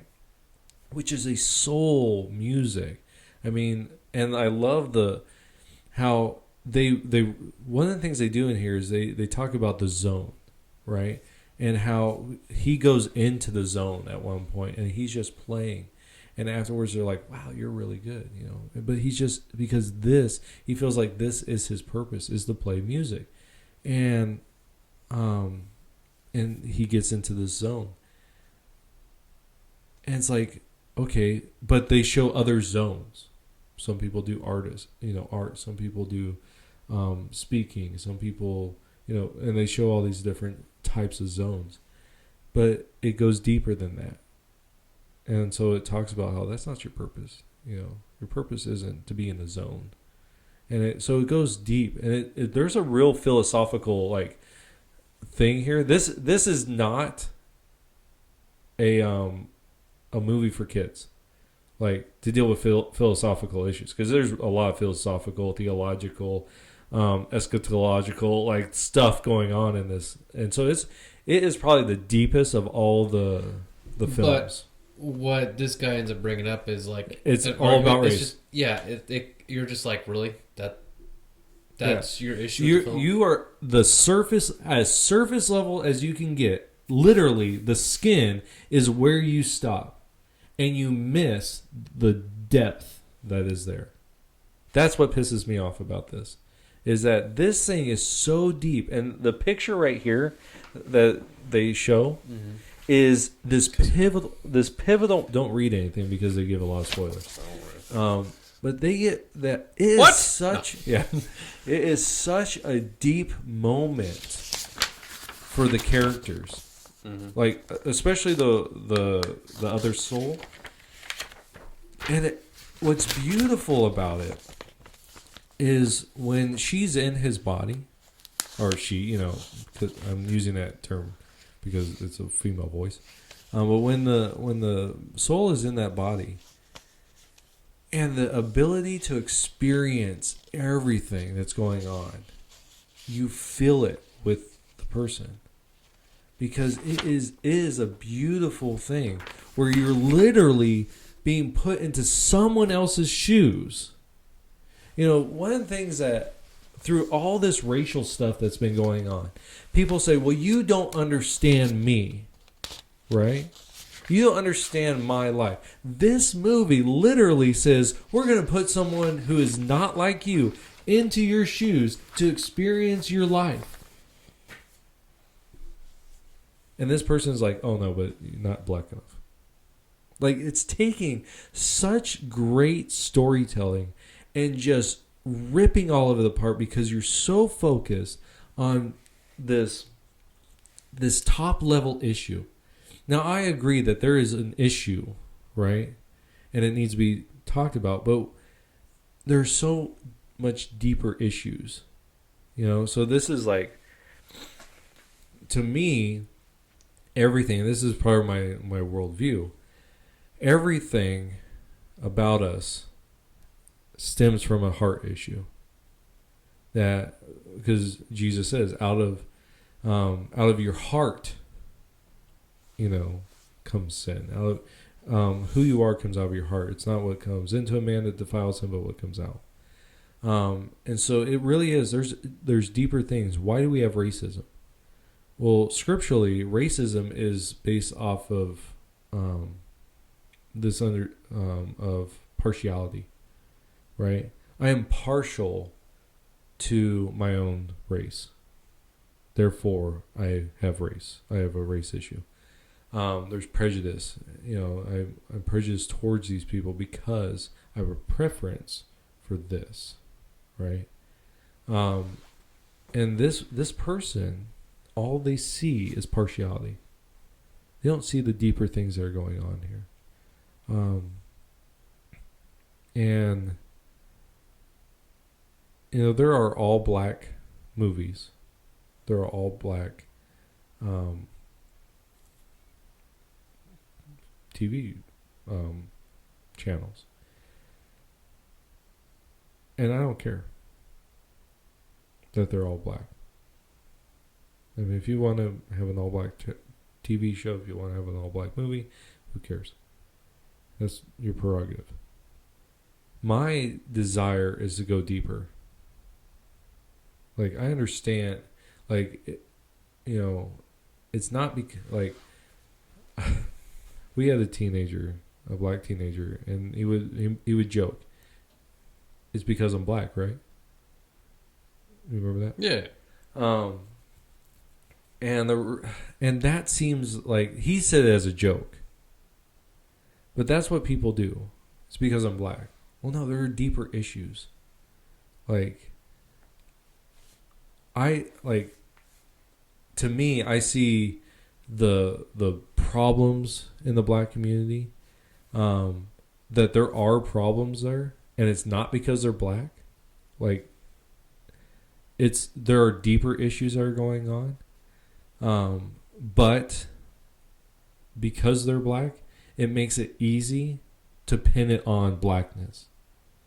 And that's what this guy's doing. There are deeper things that are going on, but instead of talking about those deeper issues, the things that go deep, let's just be the surface level and let's just pin it on the blackness. So there you go. You make it sound like you actually really like this movie. Like it's like your favorite one. It's not my favorite, but it is the deepest. I really like Coco because the music is phenomenal. Oh. The music. Well, and the story's really good okay. too. Yeah, no, the story is like... We don't need to go into the story about it, but not, I just... Philosophically, the way you were describing this movie, Soul, you were like so involved and so in depth with like describing it that like you're like, but I like Coco for the music. And I'm like, you serious? You like that surface level crap, don't you? No, like I like Coco. I'll just small tangent. I like Coco because it reaches both all age groups. Like I feel like kids can watch this, but they're not like my kids. I'm basing off my kids. They liked it, but it's like they've never asked to watch it. I'm like, hey, let's watch Soul again, and they're like, it was a good show, but yeah, we've seen it, which is weird with my kids because they really like shows. Because they don't get a lot. Because we don't let them watch a lot of things. But like with Coco, I mean, we owned it. And we watched it several times. But it's both a parent and a kid movie. It has a really good message about like family. Remembering people that have passed. I really like that. It is, be careful about who you idolize. There's that in it. And also there is like stuff about like being who you are, embracing that, and not being fearful of certain things, of past things that one person did, and now everyone, it's the sins of the father type of idea, and that those sins continue on for generations. And so there's a lot that goes on there, and the music is I just really love the music as well. So that's probably why it's my favorite, because there is philosophical things. Oh, you just did. Yeah, I'm just... The first thing that she brought up was like, it's music. Because the music is just like, it is phenomenal. Like, I love Hispanic music where it's not like, it's that... Okay, and so this is why I think American culture is the best culture, is because it takes the beauty of Hispanic music and blends it with American style. And so I just really like it. I love the movement between English and Spanish. I love the imagery that it creates. And so that's why I like the music. And it has guitar. I love the guitar, like the classical guitar in the Spanish style and the Mexican style and the Hispanic style. And so that's what I like about it. But yeah, just since we're focusing on this. But yeah, this is more philosophical than any other Pixar movie. And I think that Pixar is at its best when it goes that direction. It's just I don't think this is a kid movie. Mm-hmm. Like it's too deep for kids, and it's not flashy at all. Like with Coco, you got these beautiful set pieces, and it's just gorgeous. It's also a gorgeous movie. This one, it's not. It's a very mundane movie, but a part of that mundaneness is part of the philosophical discussion that's happening within it, because it's bringing you into the mundane so you can see the beauty of the mundane. And so I really like that too of it. So I think that for people in school who have to do like philosophical papers, this movie is like a good one. Like when I was in school, Matrix was the go-to philosophical one. This one, I feel like could be like that. So, but this guy, that's why it pisses me off about this guy. It's like, well, it was not. They just used Blackness. It's like, oh, but you missed it. But welcome to cancel culture. Yeah. Wait. Hey, it's that time. Gotta kiss ass, bro. Oh yeah. Woo, Biden. All right, cool. Harris. We gotta kind of overlords. Yeah, we gotta make sure everybody doesn't get censored. Yeah. Oh. So, yeah. Welcome to cancel culture, bro. You really need to watch that. Your parents have Disney Plus. Oh, did they get rid of it? They probably got rid of it. Oh, it's this. I really like this movie. Yeah. Like I would do. I'm thinking about doing a series on like movies, like I used to do with the teenagers. How I would go through it. Oh yeah. Do that with the adults. Yeah. Yeah. That'd be cool. And just going through a movie and just being like, so that you could talk with people about it. I thought of doing I had told you I've been working on like a podcast thing, doing something like that. That'd be cool. Yeah. So. But yeah, I really like that movie. I'll consider it now. I would say it's probably my top 5 Pixar movies. Oh, nice. Yeah. 1, WALL-E. No, 1 is Coco. 2, WALL-E. 2. Yeah, probably WALL-E. 3. Probably Toy Story 3. Huh? Toy Story 3. Really? What? The first one was great. Yeah, but Nothing beats the first one, man. I was just watching that recently, and I was like, "Oh man, I know." But this is good what stuff. do you base it on? Just shut up, man. It's just my childhood. Yeah. I saw that. I'm like, this is fantastic. Okay, so I want. This is how. I mean, 2 was pretty good too. Let me put into perspective, like why I like certain movies. Finding Dory. I thought it was a pretty good movie. Yes. Okay, not the best, but it was pretty good. You know why I don't like that movie? Why? The ending. Here's a spoiler. Have you ever watched Finding Dory? Yes, I did. Okay. Spoiler. Okay, so if you don't spoiler, I mean for the 5 of you, you should probably watch it. She finds her parents. Right. I hate that. Because that's not real. I mean, it's a fish. So, I mean, But, like, wouldn't that be, like, to me, I like impactful stuff. Stuff that when I watch it, I'm like, oh, that hurts, but it's real. And so I feel like I'm, like, this snob. Like... No, but I can understand where it come from, but it would have been kind of cool if, like, what's the dad's name? I would rather it was the mom.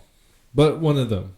Right, but it would have been kind of cool. It's like, no, like you don't have family now, but you're part of our family. Yeah. You know, you've been like, oh, like that's that's sweet. really nice. But I just feel like at least one of them should have died. God. You are a bit Mormon, morbid, not Mormon. Yeah, I mean, with soul though, it's kind of like Mormon. Yeah, it's a bit morbid. Well, I just feel like because that would have been impactful. Like if one that of would have hit parents, harder because you're going up all the way to that end just to get punched in the gut. Yeah, and to be like, oh man, the parent loved them so much, and they never gave up, but they had to because they died, and that's just part of life. That we want something so good, we want the happy ending, but not the happy ending doesn't always come. And to me, that's really good stuff. Like, that's why I like Disney movies in general. Like, I love The Lion King because Mufasa dies. Lion King? You can talk about Bambi. Well, yeah. I mean, that's a great thing too. Because what that does is, people say, oh, it traumatizes kids. No, it wakes kids up to the reality of life. Well, it's a subtle way of doing it. It really is. You're doing it in a subtle way. Yeah, it's an easier way. When your dad or your parent or someone in your life dies, and you don't have anything everything that you watch is just, oh, everything works out. Everything works out. And then in real life, it doesn't. That shatters you. Oh, it shatters worse. Yeah, because, wait a second. It's literally like the Mufasa scene. I love the Mufasa scene because right before that, I just can't wait to be king. It's that number. It's a really fun number. But it sets up the Mufasa dying scene. If you haven't seen it, I'm sorry. Spoiler.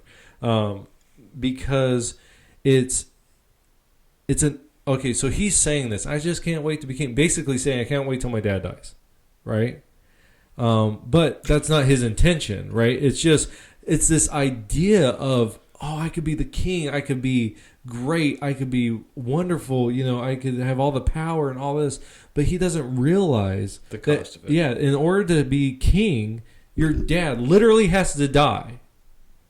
And so in that moment where he is laying there and you see Simba go up to him and he's like pushing him, that is this fanciful world, right?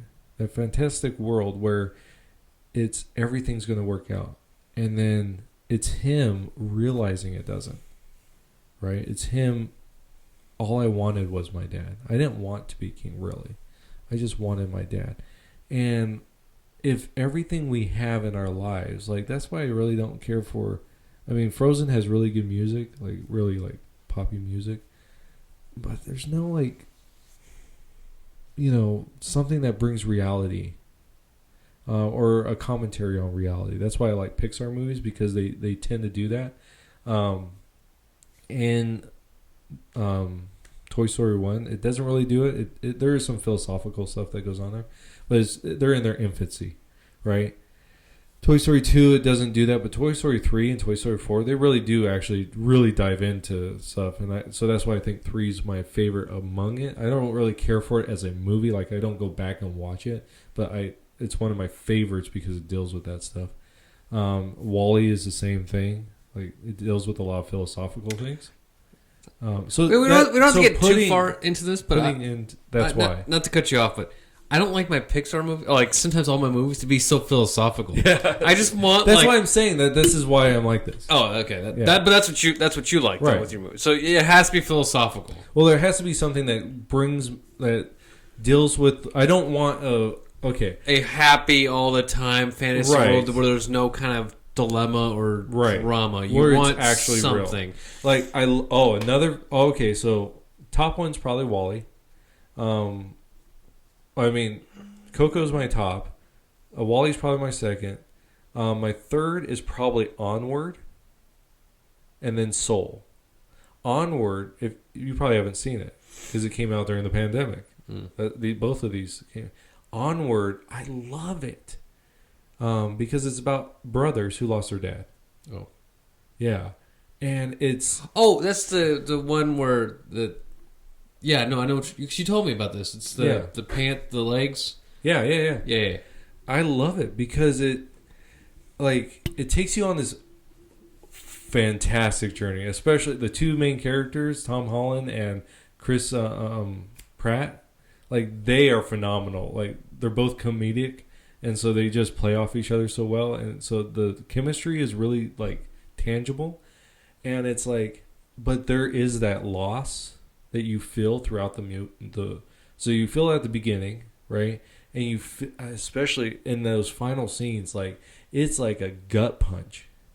And then, but the payoff at the end is so, like, it is so good.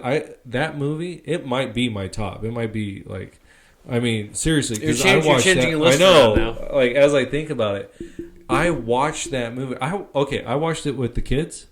I watched it by myself. I watched it with the kids, and then I watched it by myself within 3 days. Did you do that with Coco? No.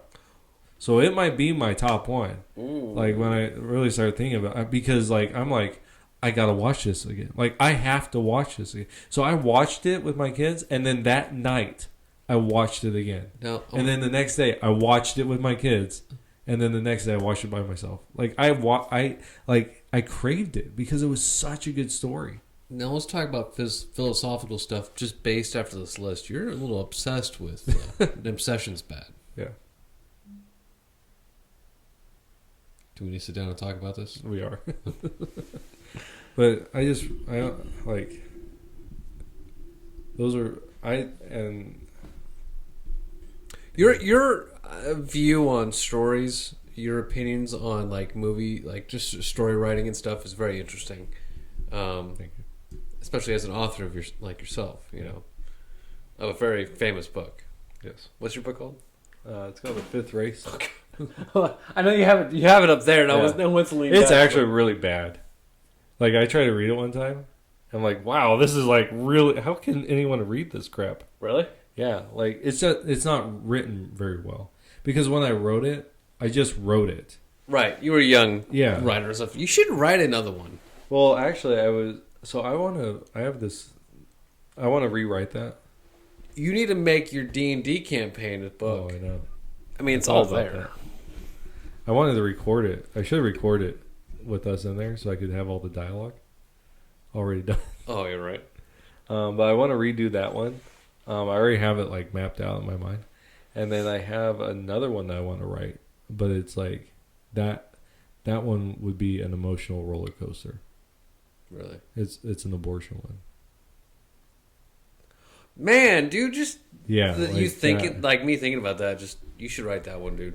I really, if I have opportunity, if I don't do my school this summer, I'm really thinking about sitting down and starting writing it. My friend just had his book published, and you can find it in Barnes and Nobles, Walmart, and stuff. Really? It's my old roommate. He wrote the book. I don't know if you've seen it yet. It's called The Angry Kid of Nowhere. No, it's a Christian book and stuff, and his life story and how he overcame like different things and stuff, and what he was kind of put through. Oh, that's cool. So, and apparently it's being looked at maybe a possible movie. Wow. Yeah. I was like, oh wow, man, that's pretty awesome. That's pretty awesome. But I mean, that can happen to you too, man. Yeah. They don't sell your book at Walmart, do they? No. But they could. They could. Yeah. But actually, you know why I wrote that book? To spite my 11th grade teacher. He said you can write a book? She did. Really? I wrote this. So in 10th grade, we had to write a story. And I based the story off of Sleepy Hollow. Like kind of that time period and those ideas. And what's really interesting is it's very similar. I found this out later. It's very similar to The Mist, I think it's called, by M. Night Shyamalan. But it's not. Like, mine doesn't have his twist in it, which is a crap twist anyways. Anyway, but like it was like a 10-page like short story. And so I had written this thing, and then in my 11th grade class, we had to write a short story, and so I'm like, oh, I'm going to turn this in. I'd written it, and it was just sitting in my portfolio. And I turned it in, and the teacher literally said, "You plagiarized this whole thing. There's no way you could write this." And I had to go before the principal, and it really ticks me off. So I don't know if my mom will ever see this, but she did something that really ticked me off. My mom did. In order to get me out of trouble, she said I helped him. So she said that so that they would lessen my punishment. But I 100% wrote this on my own. Now, if you read this and you had read Sleepy Hollow, like, you would probably see a lot of similarities, because it's a 16th century type of place. There's a lot of demonic stuff. Not demonic. It's not overly demonic, because I had become a Christian, so I had kind of changed some stuff. Gothic. Yeah, it's more gothic, and it's more mystery. Like, what is going on here? But it's there was a mist, and things were happening, and so trying to work your way through all that. So, and to tell you the truth, I don't even remember how it ends. But when she said, "You can never write something like this," I'm like, "Well, screw you! I'm going to write a book." And so that's why I wrote that. It's not very good, but I just did it. And you wrote a book. Yeah, I just did it to spite her. So, Who was your teacher? I don't even know her name. But she was just some frumpy old lady. She just was rude. Just a jerk. And it was like, if you don't toe this line, then you can't. And so, which was really funny, because my 12th grade teacher told me, if you had been here all 4 years of high school, you would have been valedictorian. Like, totally opposite of my 11th grade teacher. Wow. Yeah. So I don't know if he told all the kids that. Like, oh yeah, if you.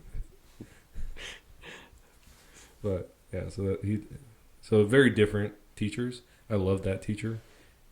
He told me that at the end, not to be. But he was just really, like, encouraging, And this is okay. So put this in perspective. Like, this was a school I just come into in 11th grade, and they had a requirement for 2 years of, like, social studies, like geography type stuff. And in public school, I only had 6 months, one semester, but they required 2 years.